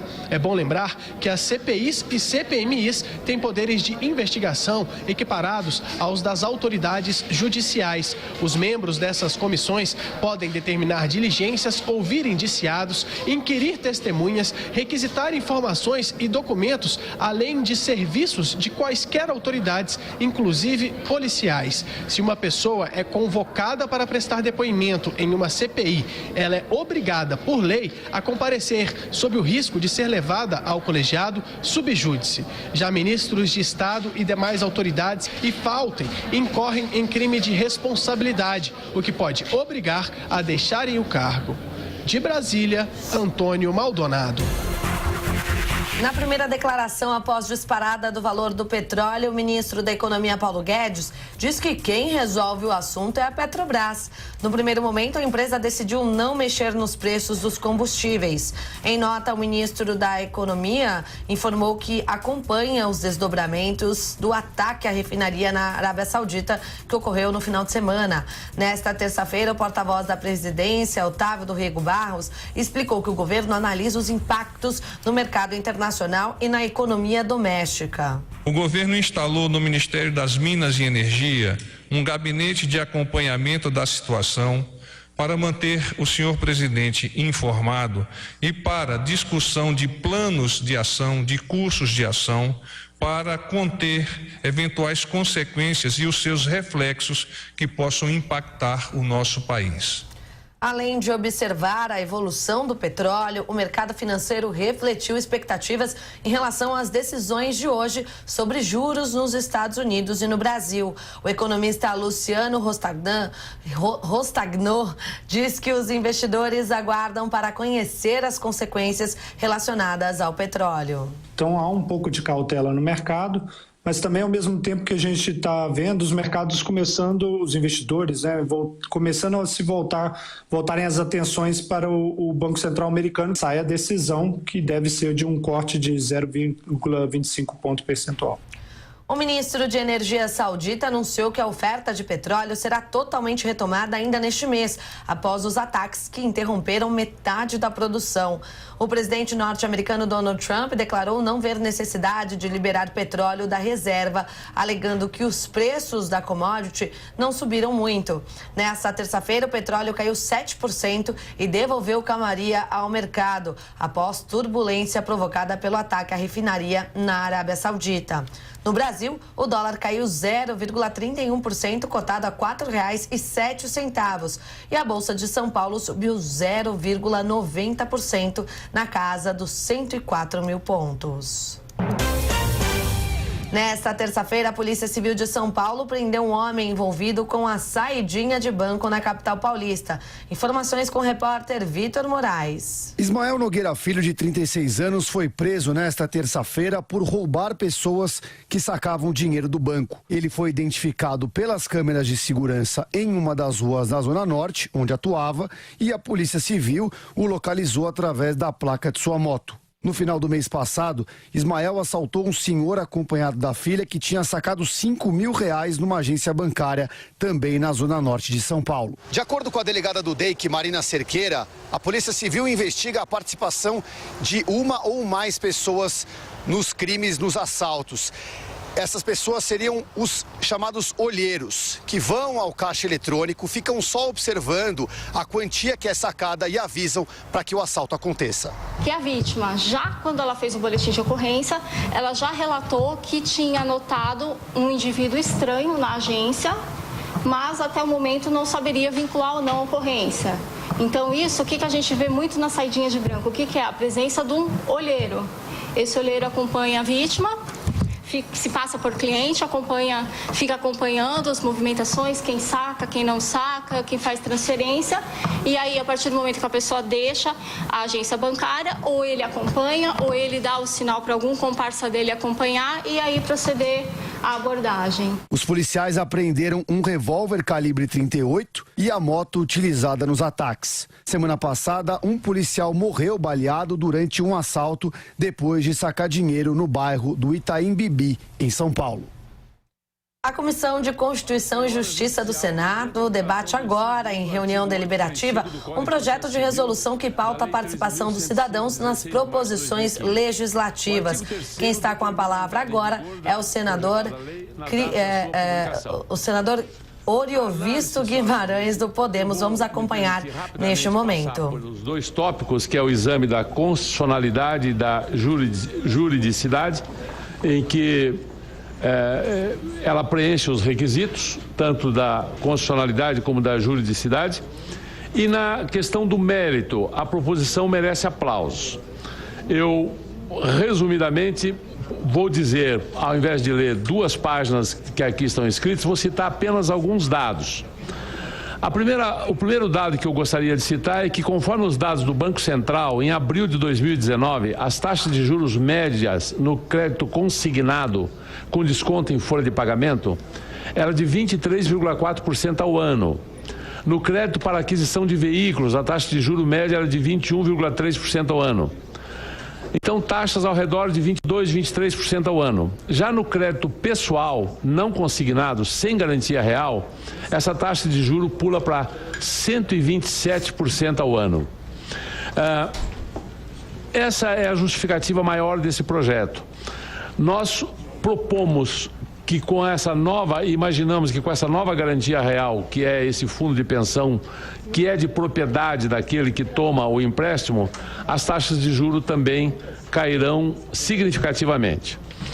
Segundo os dados da Associação Brasileira das Entidades de Mercado Financeiro de Capitais, a Ambima, em abril de 2019 havia 843,5 bilhões de reais aplicados em fundos de previdência complementar. Em dezembro de 2011, esses fundos tinham um patrimônio líquido de 230,9 bilhões. Dessa forma, o valor neles investidos cresceu 265% em pouco mais de 7 anos. O equivalente a 19,3% ao ano em média. O crescimento desse tipo de poupança de longo prazo tende a continuar nos próximos anos, principalmente se considerarmos as dificuldades enfrentadas pela Previdência Pública e a possível aprovação da atual proposta da reforma da Previdência. Isso mostra claramente, senhora presidente, que nós teremos aí a possibilidade de injeção de até 850 bilhões de reais a juros baixos que viriam para a economia real. Entendemos que a proposta é meritória, pois cria mais uma possibilidade de boa garantia a ser oferecida a instituições financeiras, ajudando a reduzir o risco de inadimplência e, consequentemente, as taxas de juro. Por fim, também é bem-vinda a mudança feita no inciso 1º do artigo 835 do Código de Processo Civil, para deixar claro que as aplicações em fundos de investimento devem ser igualmente tratadas como aplicações em instituições financeiras para efeito de penhoras de bens. Afinal, todas essas aplicações são formas de investir dinheiro. Cabe apenas um ajuste redacional, colocar a vírgula antes do segundo ou, pois, em princípio, a aplicação financeira não é necessariamente dinheiro, pois pode ser uma cota de fundo de investimento ou algum outro valor mobiliário. Voto. Pelos motivos expostos, somos pela constitucionalidade, juridicidade, regimentalidade e, no mérito, pela aprovação do projeto de lei 2011-2019 com a seguinte emenda. Emenda CCJ, artigo 835 da Lei 13.105, de 16 de março, do Código do Processo Civil, na forma do artigo 2º do PL 2011-2019, passa a vigorar com a seguinte redação. Artigo 835, dinheiro em espécie, dinheiro, em espécie ou em depósito, ou aplicação em instituição financeira ou em fundo de investimento. Existe um erro na emenda, senador, o senhor pode fazer a emenda oralmente. Ainda só, presidente, minha assessoria me alerta que na emenda aqui em cima... Onde está impenhorabilidade, penhorabilidade. Onde está impenhorabilidade, na penúltima linha, é penhorabilidade. E onde está fundo de previdência, fundo de investimento. E aonde se fala em fundo de previdência é fundo de investimento. Só duas correções. Era isso, senhor presidente. Agradeço ao senador Eurovisto Guimarães e coloco em discussão a matéria. Não havendo quem queira discutir, encerro a discussão. Coloco em votação o relatório. As senhoras e senhores senadores que concordam permaneçam como se encontram. Aprovado o relatório, que passa a constituir o parecer da comissão favorável ao projeto com a emenda de número 1. A matéria ainda vai à Comissão de Assuntos Econômicos. Item 9, projeto de lei do Senado número 7/2016, complementar não terminativo. Emenda de plenário a este projeto apenas. Altera a lei complementar 105/2001 a fim de vedar o sigilo bancário nas operações do BNDES, Banco Nacional de Desenvolvimento Econômico Social, de autoria do senador Lazier Martins, cuja relatoria é do senador Márcio Bittar. O relatório é contrário. Estamos acompanhando a Comissão de Constituição e Justiça do Senado, que agora debate um projeto de resolução que pauta a participação dos cidadãos nas proposições legislativas. Quem fala agora é a líder dessa comissão, senadora Simone Tebet. É uma relatoria simples, porque a emenda do ilustre senador Aloysio Nunes Ferreira, que fez parte dessa casa com a brilhante atuação, ela já se encontrava atendida no texto, por isso a emenda de plenário fica prejudicada. Quem fala neste momento é o senador Márcio Bittar. É simples, mas o mérito do projeto é de uma extrema importância. É uma contribuição do Senado absolutamente significativa, no sentido de transformar aqueles financiamentos que são feitos com dinheiro público, que é o BNDES, e que forem feitas de acordo com o texto que a gente vai ler agora, não pode ter sigilo. Não tem o menor cabimento misturar o sigilo fiscal das pessoas físicas com o BNDES, que pega dinheiro do Brasil, e isso precisa estar disponibilizado. Portanto, o mérito é muito importante do projeto. Da Comissão de Constituição, Justiça e Cidadania, sobre a emenda número 5 de plenário ao projeto de lei do Senado número 7 de 2016, complementar, que altera a lei complementar número 105 de 10 de janeiro de 2001, a fim de vedar o sigilo bancário nas operações do BNDES, Banco Nacional de Desenvolvimento Econômico e Social. Relatório.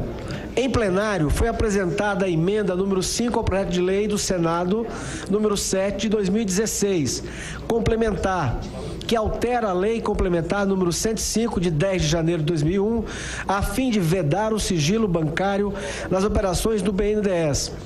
O PL número 7 de 2016, complementar, do senador Lazier Martins, obteve parecer favorável desta Comissão de Constituição, Justiça e Cidadania, tendo como relator o senador Ataídes Oliveira, nos termos do substitutivo, emenda número 4 CCJ, para vedar o sigilo bancário nas operações com recursos públicos que envolvam subvenções ou subsídios e tenham pessoas jurídicas ou entes públicos, nacionais ou estrangeiros como beneficiários. Dessa forma, não apenas as operações do BNDES terão a transparência e a publicização desejadas. A emenda número 5 de plenário do senador Aloysio das informações sobre os beneficiários da operação de crédito. Esta é a Comissão de Constituição e Justiça no Senado. Daqui a pouquinho a gente traz mais informações de lá. Girando agora a reportagem da Jovem Pan, representantes do Conselho Nacional de Direitos Humanos colheram o depoimento do ex-presidente Lula por cerca de 2 horas nesta terça-feira. Quem traz os detalhes é o repórter Renan Porto. Representantes do Conselho Nacional de Direitos Humanos colheram o depoimento do ex-presidente Lula por cerca de 2 horas nesta terça-feira. O processo faz parte da apuração de denúncias sobre uma possível violação de direitos do petista que se encontra preso em Curitiba. A acusação é de que o ex-presidente não foi submetido a um julgamento justo e não teve o direito à defesa respeitada. Membros do Conselho afirmam que durante o depoimento, Lula comentou sobre a condução coercitiva e defendeu que teve os direitos políticos cerceados. O presidente do Conselho, Leonardo Pinho, afirmou que caso o relatório seja aprovado no plenário do órgão, será possível fazer recomendações sobre a anulação da condenação. O CNDH pode emitir recomendações, por exemplo, pode inclusive recomendar a anulação desse processo. Se chegar à conclusão que não teve direito à defesa, que não teve julgamento justo, nós vamos poder, por exemplo, pedir anulação desse processo, recomendar aos órgãos brasileiros a anulação e também podemos levar aos organismos internacionais, ao Conselho de Direitos Humanos da OEA, da ONU, enfim, de todo o sistema internacional de direitos humanos. O advogado de Lula, Cristiano Zanin, entende que a conclusão da investigação irá indicar que o ex-presidente é uma vítima. A conclusão, diante de tudo aquilo que nós já levamos ao processo aqui no Brasil, diante do que nós já apresentamos ao Comitê de Direitos Humanos da ONU, a nosso ver, a conclusão irá reforçar que o ex-presidente Lula é vítima de violação às suas garantias fundamentais, aos seus direitos humanos. A denúncia que permitiu a investigação foi aprovada em julho pelo plenário do Conselho Nacional de Direitos Humanos, que é vinculado ao Ministério da Mulher, Família e Direitos Humanos e está sob a tutela da ministra Damares Alves. A investigação deve ouvir ainda o jornalista Glenn Greenwald do site The Intercept Brasil, o ministro da Justiça, Sérgio Moro, e o coordenador da Força Tarefa da Lava Jato, Deltan Dallagnol. Vamos agora a um rápido intervalo, voltamos já já. Jovem Pan News. Jovem Pan.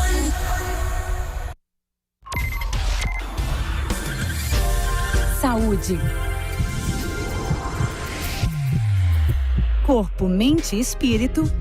Dr. Zeballos.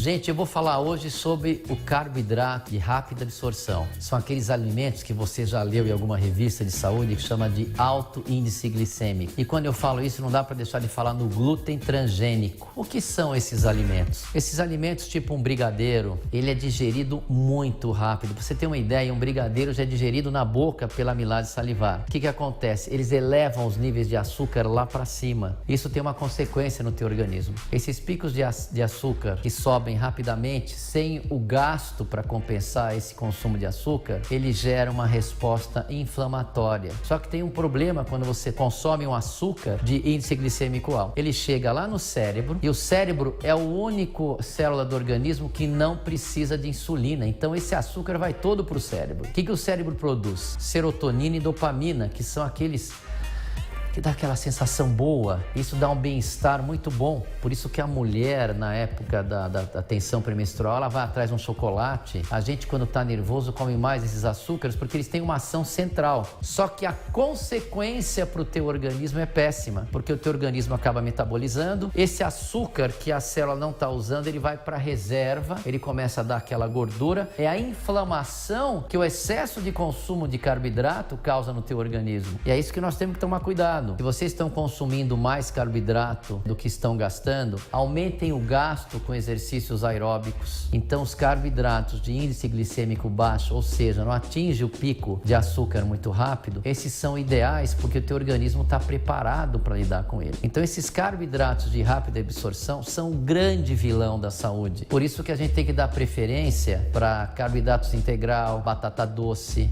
para mandioquinha, porque você mastiga esses alimentos, vai digerindo e a absorção não é tão aguda. O que eu quero dizer para vocês, pelo menos de segunda a sexta-feira, obtenham só o carboidrato da fruta, o carboidrato da pasta integral. Então eu gostaria que você cuidasse do seu corpo. No fim de semana, come de tudo e cuida da sua alma. Então se cuide e aproveite o seu dia.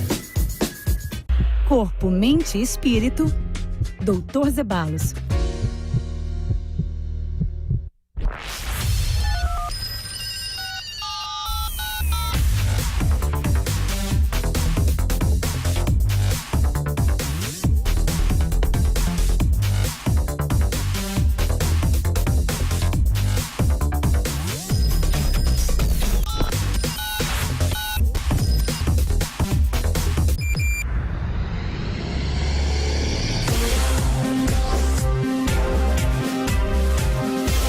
Esta é a Jovem Pan News, a rede da informação. Este é o Jornal da Manhã, segunda edição, que vai ao ar de segunda a sexta-feira, das 10 horas da manhã ao meio-dia. Ao vivo, sempre no canal do YouTube da Jovem Pan e no AM para todo o Brasil e para São Paulo também. Agora são 11 horas 32 minutos. Vamos às principais notícias da manhã desta quarta-feira. É o nosso Top 10. Assembleia na ONU. Porta-voz da presidência informa que viagem de Jair Bolsonaro só depende da autorização médica, que está próxima de ser concedida. Fundo da Petrobras. Ministro do Supremo Tribunal Federal, Alexandre de Moraes, valida acordo para a utilização de recurso para a educação e combate ao desmatamento na Amazônia. Fim de mandato. Raquel Dodge pede ao Supremo que derrube decretos de armas do presidente Jair Bolsonaro. Ministério da Economia. Paulo Guedes antecipa que o governo deve liberar até 14 bilhões de reais do orçamento nos próximos dias. Regras eleitorais. Senado recua de pontos polêmicos e aprova fundo eleitoral sem valor definido. De volta ao trabalho, funcionários dos Correios suspendem paralisação em todo o país. Flor de Lis intimada. A polícia do Rio de Janeiro marca para o próximo sábado a reconstituição do assassinato do pastor Anderson. Arena em Itaquera. Caixa Econômica Federal cobra multa de 48 milhões de reais do Corinthians. Eleições em Israel. Partidos do atual premier Benjamin Netanyahu e do opositor Benny Gantz seguem empatados. Petroleira. Governo do Irã emite nota oficial para os Estados Unidos, negando envolvimento em ataques na Arábia Saudita. Esportes. E agora é o momento de falar sobre esporte, dia decisivo na Copa do Brasil. Inter e Atlético Paranaense decidem hoje o segundo jogo da final, tem também partida do Corinthians, enfim, vamos conversar aqui com o Rafael Tebas, que traz todas as informações. Bom dia, Tebas. Bom dia, Marcela, tudo bem? Boa tarde, bom dia, né, pro ouvinte da Jovem Pan. É verdade, vários jogos importantes nessa quarta-feira, começando pela Copa do Brasil, a grande final, o segundo jogo, em Porto Alegre, o Internacional enfrenta o Atlético Paranaense. Na primeira partida, Marcela, o Inter venceu por 1-0 no Paraná, portanto agora a missão complicada. Aliás, o Atlético Paranaense venceu por 1-0 e agora o Inter joga na sua casa enfrentando o Atlético Paranaense. A grande final da Copa do Brasil é o segundo jogo, portanto acho que o Inter será campeão, porque quando joga em casa é muito forte, ingressos esgotados, enfim, certamente um grande jogo em Porto Alegre. Teremos também as Copas Sul-Americana com o Corinthians, total cobertura da PAN, às 21h30, o Corinthians enfrenta o Independiente Del Valle, né? É o primeiro jogo da semifinal da competição continental. Nesse caso, o Corinthians tem que fazer um bom resultado hoje, porque depois joga fora de casa, decide a vaga fora de casa. Então hoje é um jogo fundamental na temporada para o técnico Fábio Carille, principalmente chega um pouco pressionado para essa partida. Alguns desfalques, Everaldo tem dores no pubis, aí dói bastante, fica fora, mais 1 ou 2 jogos não enfrenta, portanto, Del Valle. O Bruno Mendes, zagueiro uruguaio, ele já atuou na competição com a camisa do Wanderers, né, do Uruguai, portanto ele também não pode enfrentar o Del Valle, está fora dessa partida. O Léo Santos está machucado já há algum tempo, também não joga, no entanto o Cleison era dúvida e tal, treinou bem e vai pro jogo, está confirmado. Então o provável Corinthians pro 20 da PAN aqui, ó, Cássio, Fagner, Manuel, Gil e Danilo Avelar. Aí no meio de campo, Gabriel, Júnior Urso, Matheus Vital, Cleison, Pedrinho e o centroavante Wagner Love, também confirmado na equipe corintiana. Havia até uma dúvida entre Matheus Vital e o Sornosa, né? O Sornosa gosta de lançamento, a bola longa, mas o Carille vai optar pelo Matheus Vital porque é mais agressivo, né? O Corinthians tem que vencer hoje, jogo muito importante, então o Corinthians já escalado pelo técnico Fábio Carille. Com cobertura e transmissão total da Jovem Pan, exatamente, né? Nilson César, Vampeta, Márcio Espíncolo também estarei lá, vai ser um grande jogo com total cobertura da PAN. Tá certo, obrigada. Valeu, Rafael gente. Tebas aqui falando do esporte na Jovem Pan. E agora um destaque do noticiário internacional. A Espanha caminha para a 4ª eleição nacional em 4 anos. O destaque é do repórter Matheus Meirelles. Em meio a um impasse interminável entre esquerda e direita, a Espanha caminha para a 4ª eleição nacional em 4 anos. Nesta terça-feira, o rei Felipe VI fez mais uma rodada de consulta entre os partidos que integram o parlamento. Para o chefe de Estado, não há um candidato com condições de juntar maioria absoluta para a formação de governo. O prazo para um acordo é até a próxima segunda-feira, mas o rei não acredita que haverá consenso. Em 28 de abril, o Partido Socialista Operário Espanhol, do primeiro-ministro interino Pedro Sánchez, venceu a eleição, mas não conquistou as 176 cadeiras necessárias para obter a maioria. Houve a tentativa de formar uma coalizão com o Unidas Podemos, de Pablo Iglesias, mas as diferenças pessoais entre os líderes impediram o prosseguimento.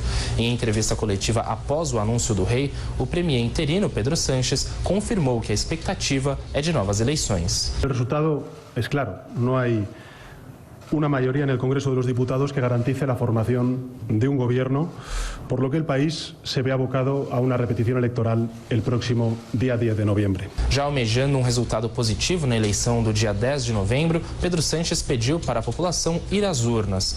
O novo pleito, porém, não indica um destravamento do governo, já que pesquisas recentes mostram que nenhum partido conseguiria os votos necessários para conquistar a maioria absoluta no parlamento espanhol. O governo do Irã emitiu nota oficial para os Estados Unidos negando envolvimento em ataques na Arábia Saudita, mas o Ministério da Defesa da Arábia confirmou que vai apresentar provas contrárias a essa mensagem. Sobre esse assunto, nós vamos direto para Nova York com a nossa correspondente Mariana Jean Giacomo. Bom dia, Mariana.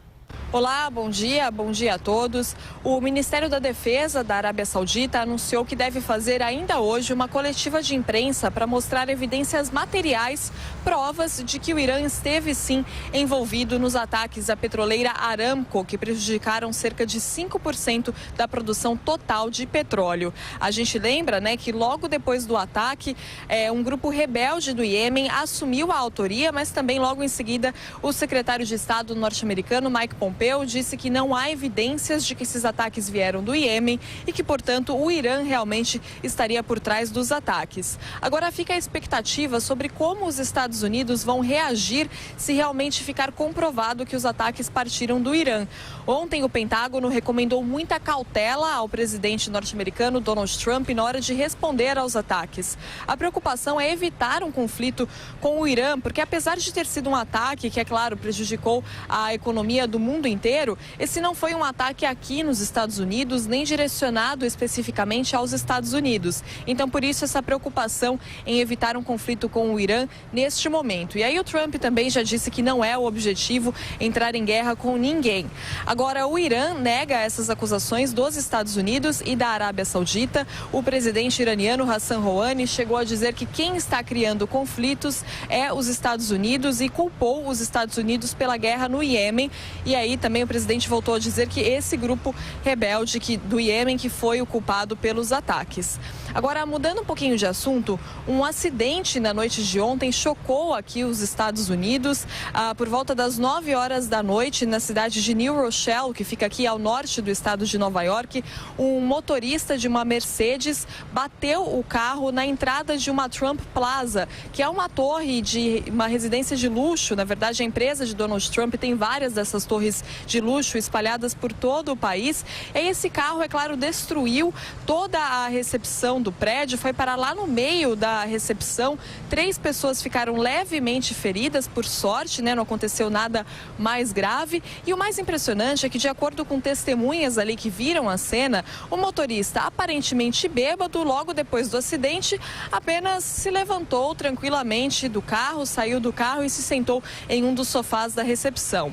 A polícia da cidade de New Rochelle disse que não há nada suspeito em relação a esse acidente, que foi realmente só um acidente, uma grande imprudência desse motorista, que por sorte realmente não causou nada mais grave, né? Eu continuo aqui de olho em tudo que acontece nos Estados Unidos e volto a qualquer nova informação. É com vocês aí do estúdio em São Paulo. Obrigada, Mariana Janjacamo, pelas informações direto de Nova York. De volta a São Paulo, de volta ao Brasil, vamos com mais notícias aqui da nossa política. O ministro do Supremo Tribunal Federal, Alexandre de Moraes, validou o acordo que vai possibilitar o uso do fundo da Petrobras na educação e na preservação ambiental. De Brasília, quem traz as informações é o repórter Antônio Maldonado. O ministro do Supremo Tribunal Federal, Alexandre de Moraes, validou nesta terça-feira o acordo que vai possibilitar a aplicação de mais de 2 bilhões e 600 milhões de reais nas áreas de educação e meio ambiente. O dinheiro está em um fundo da Petrobras e corresponde a 80% de uma multa imposta à companhia por órgãos americanos. Na decisão desta terça-feira, o ministro deixa claro como os recursos devem ser utilizados. Do 1 bilhão e 600 milhões de reais que vão para a educação, 1 bilhão deverá ser aplicado em ações relacionadas à educação infantil, 250 milhões no programa Criança Feliz, outros 250 milhões no fomento ao empreendedorismo e em bolsas do CNPq e 100 milhões de reais para ações socioeducativas em cooperação com os estados, preferencialmente por intermédio do Ministério da Mulher, da Família e dos Direitos Humanos. Do 1 bilhão e 60 milhões de reais que vão para prevenção, fiscalização e combate a desmatamentos e incêndios na Amazônia, 630 milhões ficarão com a União e 430 milhões de reais com os estados da região amazônica. O ministro Alexandre de Moraes determinou que todo o dinheiro do Fundo Petrobras seja transferido imediatamente para uma conta do Tesouro Nacional, da onde será repartido. O acordo que possibilitou a destinação dos 2 bilhões e 600 milhões de reais foi firmado após meses de negociação entre a Força-Tarefa da Lava Jato em Curitiba, a Procuradoria-Geral da República e o Supremo Tribunal Federal. O governo federal e representantes da Câmara e do Senado também participaram dos debates sobre a distribuição dos recursos. De Brasília, Antônio Maldonado. Mais cedo, o prefeito de São Paulo, Bruno Covas, participou de uma conferência sobre cidades sustentáveis. Quem foi acompanhar esta reportagem foi o Vitor Moraes, que fala com a gente agora ao vivo. Bom dia, Vitor. Muito bom dia, Marcela. Bom dia a todos que acompanham o Jornal da Manhã, segunda edição. Pois é, Marcela, aqui do Parque Ibirapuera, onde agora há pouco houve essa conferência importante sobre o meio ambiente. O prefeito Bruno Covas esteve por aqui, a vice-prefeita de Paris também esteve por aqui e outros líderes mundiais. Essa conferência que chama Catalisando Futuros urbanos sustentáveis. Ela começou no dia 16 de setembro e vai até sexta-feira, dia 20, reunindo aí mais de 1.000 participantes de 40 países ao redor do mundo. Vale lembrar, Marcela, que essa conferência mundial é organizada pela plataforma global para cidades sustentáveis do Banco Mundial e ela vai discutir o quê? Vai discutir principalmente soluções de sustentabilidade urbana e renovação para o compromisso conjunto das políticas urbanas de baixo carbono. O prefeito Bruno Covas falou, Marcela, da importância da cidade de São Paulo nesse quesito da cidade de ser um modelo de uma cidade sustentável. Aqui a gente sabe que uma população enorme e todos têm que se ajudar. Vamos ouvi-lo. Tem responsabilidade de estarem alinhados às realidades da nossa cidade. Os centros urbanos concentram mais da metade da população mundial e sofrem diretamente as consequências do aquecimento global, como inundações, diminuição da disponibilidade de água e maior risco de incêndios. Não podemos mais politizar, partidarizar a preocupação com o meio ambiente. A agenda ambiental não é de esquerda ou de direita. É um compromisso ético da nossa geração com as futuras gerações. Aí, portanto, o prefeito da cidade de São Paulo falando sobre a conferência Catalisando Futuros Urbanos Sustentáveis. Além desses assuntos, Marcela, será discutido aqui a biodiversidade, o financiamento do desenvolvimento urbano sustentável, a desigualdade de gênero e raça, a geração de oportunidades de trabalho e renda, inclusão e moradia acessíveis, participação social, enfim. Todo o que São Paulo pode oferecer com relação à sustentabilidade será discutido nessa conferência, Marcela, que, lembrando, vai até sexta-feira.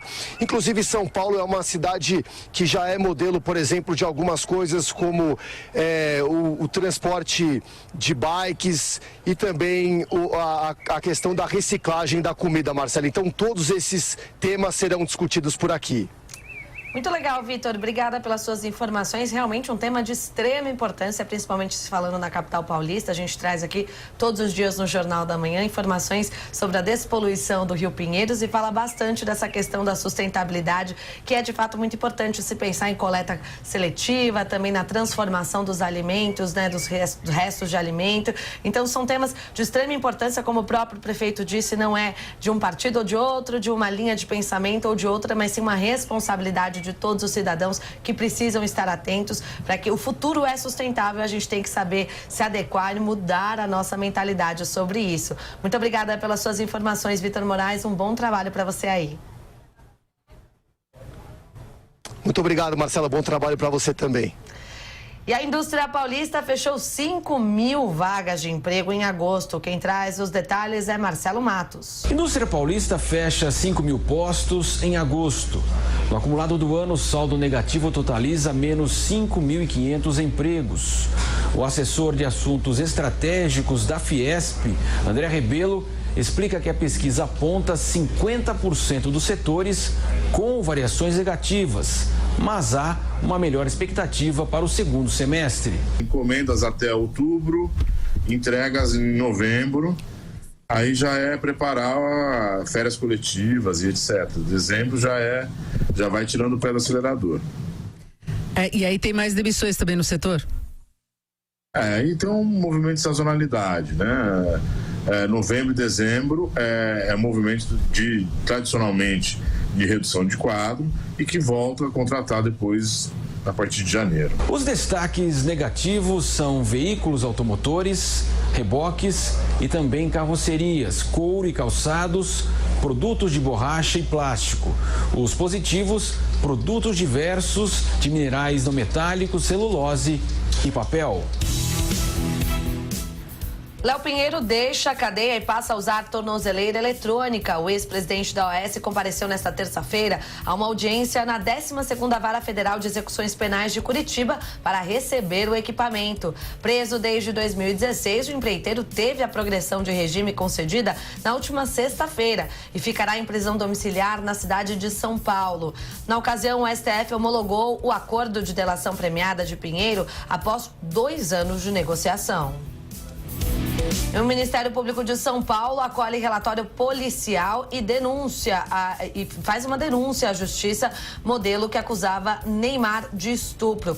Por falta de provas da acusação contra o jogador, a polícia decidiu denunciar Nájila Trindade por acusação caluniosa e extorsão. O próximo passo agora depende da Justiça receber a acusação e iniciar o processo contra ela. Nájila diz ter conhecido Neymar por uma rede social e ter ido a Paris se encontrar com ele, ocasião em que o jogador teria feito sexo com ela sem camisinha e sem o consentimento da jovem. A Caixa cobra 48 milhões de reais do Corinthians pelo atraso no pagamento das parcelas da Arena de Itaquera. De acordo com documentos apresentados à Justiça, no processo de execução da dívida pelo financiamento do estádio, o Clube Paulista deve 6 parcelas deste ano. Ao todo, a Caixa emprestou 400 milhões de reais para a construção da Arena, sendo que 170 milhões já foram pagos, de acordo com o Corinthians. No entanto, por conta de juros e correções, o valor da dívida com o banco é de 487 milhões de reais, ainda de acordo com o clube. Sem citar a CPMF, o ministro da Economia, Paulo Guedes, voltou a defender a criação de um imposto sobre transações financeiras. Quem traz as informações é a repórter Camila Yunis. O ministro da Economia, Paulo Guedes, voltou a defender a criação de um imposto sobre transações financeiras. Durante um evento realizado nesta terça-feira em Brasília, Guedes disse que o tributo iria promover o crescimento da economia, gerar empregos, além de viabilizar a redução de alíquotas de outras contribuições. A declaração do ministro vem em um momento de tensões com relação à criação de novos impostos. Na última quinta-feira, o presidente Jair Bolsonaro demitiu o secretário da Receita Federal, Marcos Cintra. Bolsonaro disse que a saída de Cintra se deu porque ele insistiu em uma nova CPMF e determinou que tal tributo não seja incluído no texto da reforma tributária que está sendo elaborado pela equipe econômica. No entanto, ontem, Guedes voltou a defender a taxação de operações financeiras e reforçou que o presidente da República está ciente da necessidade de mudanças. O presidente está consciente da importância dessa reforma, ele sabe que nós precisamos botar o Brasil para crescer e não podemos botar o Brasil para crescer subindo alíquotas desses impostos que estão por aí. O ministro da Economia disse que tem um grande problema pela frente e falou do trabalho em conjunto entre Ministério da Economia e Congresso. Paulo Guedes também citou avanços nesse início de mandato e elogiou a atuação do governo. De acordo com ele, uma contribuição sobre operações financeiras ampliaria a arrecadação por coibir a sonegação. Nós temos que botar para pagar impostos quem não estava pagando, quem estava sonegando, quem estava em outra coisa. O ministro da Economia pontuou que a criação da nova contribuição iria viabilizar uma queda de alíquotas da tributação sobre o imposto de renda e encargos trabalhistas. A Apple contestou a decisão da Comissão Europeia que determinou o pagamento de uma dívida bilionária de impostos atrasados na Irlanda. Detalhes com a repórter Nani Cox. A Apple contestou uma decisão da Comissão Europeia que determinou o pagamento de 14 bilhões de dólares em impostos atrasados na Irlanda. Em 2016, o braço executivo da União Europeia afirmou que a empresa foi beneficiada por mais de 20 anos com auxílios estatais ilegais que reduziram a carga tributária. A determinação faz parte de um conjunto de medidas mais severas da União Europeia diante de multinacionais. O valor estabelecido pela Comissão deverá ser repassado à Irlanda. A Apple acusou o órgão de atuar para combater auxílios estatais para mudar o sistema tributário internacional e criar incertezas jurídicas para empresas. A gigante de tecnologia criticou a decisão e disse que desafia a realidade e o bom senso. A companhia questionou a alegação da comissão de que os lucros com as vendas fora das Américas deveriam ser atribuídos às filiais irlandesas.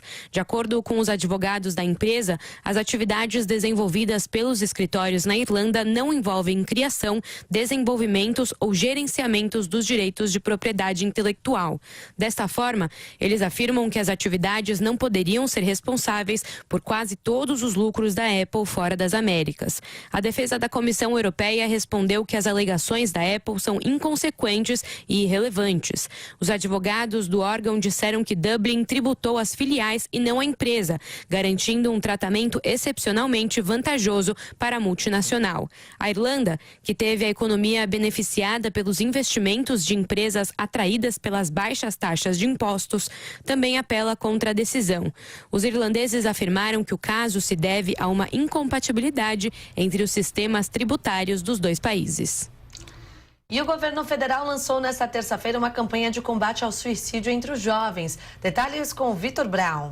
O governo federal lançou nesta terça-feira uma campanha de valorização da vida e combate à depressão. Com o slogan "Se liga, dê um like na vida", o movimento integra o chamado Setembro Amarelo, mês que reúne diversas ações de prevenção do suicídio. A ministra da Mulher, da Família e dos Direitos Humanos, Damares Alves, diz que o principal objetivo é conscientizar os jovens. O nosso ministério já tem uma campanha, o Acolha a Vida, mas fala direto com o pai, com a família, com profissionais, com professores, com os conselheiros tutelares, com líderes religiosos. A campanha está direcionada a um público que cuida de pessoas. Mas faltava a gente falar com a juventude. A nova campanha é uma iniciativa conjunta dos Ministérios da Saúde e da Mulher, da Família e dos Direitos Humanos. Atualmente, segundo dados do governo, estima-se que 14 milhões de brasileiros apresentem diagnóstico de transtornos ou sofrimentos mentais. Entre 2015 e 2018, o SUS, o Sistema Único de Saúde, registrou aumento de 52% no total de atendimentos ambulatoriais e internações ligados à depressão. Entre os pacientes jovens, com idades entre 15 e 29 anos, a alta no período foi ainda mais forte, de 115%. O ministro da Saúde, Luiz Henrique Mandetta, explica que um dos focos da campanha é estimular o contato social. Então a campanha ela é toda em valorização da vida, em trazer as pessoas para o mundo real, para as coisas reais, para amigos, para esporte, para família, para contato, e que as pessoas tenham um olhar e percebam e ofereçam ajuda para essas crianças, para esses adolescentes. Em todo o mundo, nos últimos 10 anos, o número de pessoas com depressão aumentou 18,4%, segundo dados da Organização Mundial da Saúde. E um levantamento da Prefeitura de Bauru, no interior de São Paulo, registra 27 casos de sarampo até o momento na cidade. O destaque é de Alexandre Pitoli. Bom dia, Pitoli. Bom dia, Marcela Lorenzeto. Bom dia para você que acompanha a segunda edição do Jornal da Manhã. Marcela, ontem à tarde, a Secretaria Municipal de Saúde de Bauru confirmou mais 17 casos do sarampo na cidade, chegando a um total de 27 casos, todos autóctones, ou seja, contraídos em Bauru. 113 casos foram descartados pelo Instituto Adolfo Lutz e outros 78 aguardam a confirmação. Ações de bloqueio já estão sendo realizadas, Marcela.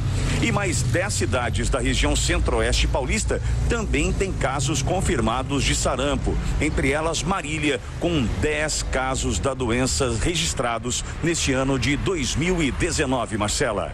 Alexandre Pitoli para a Rede Jovem Pan.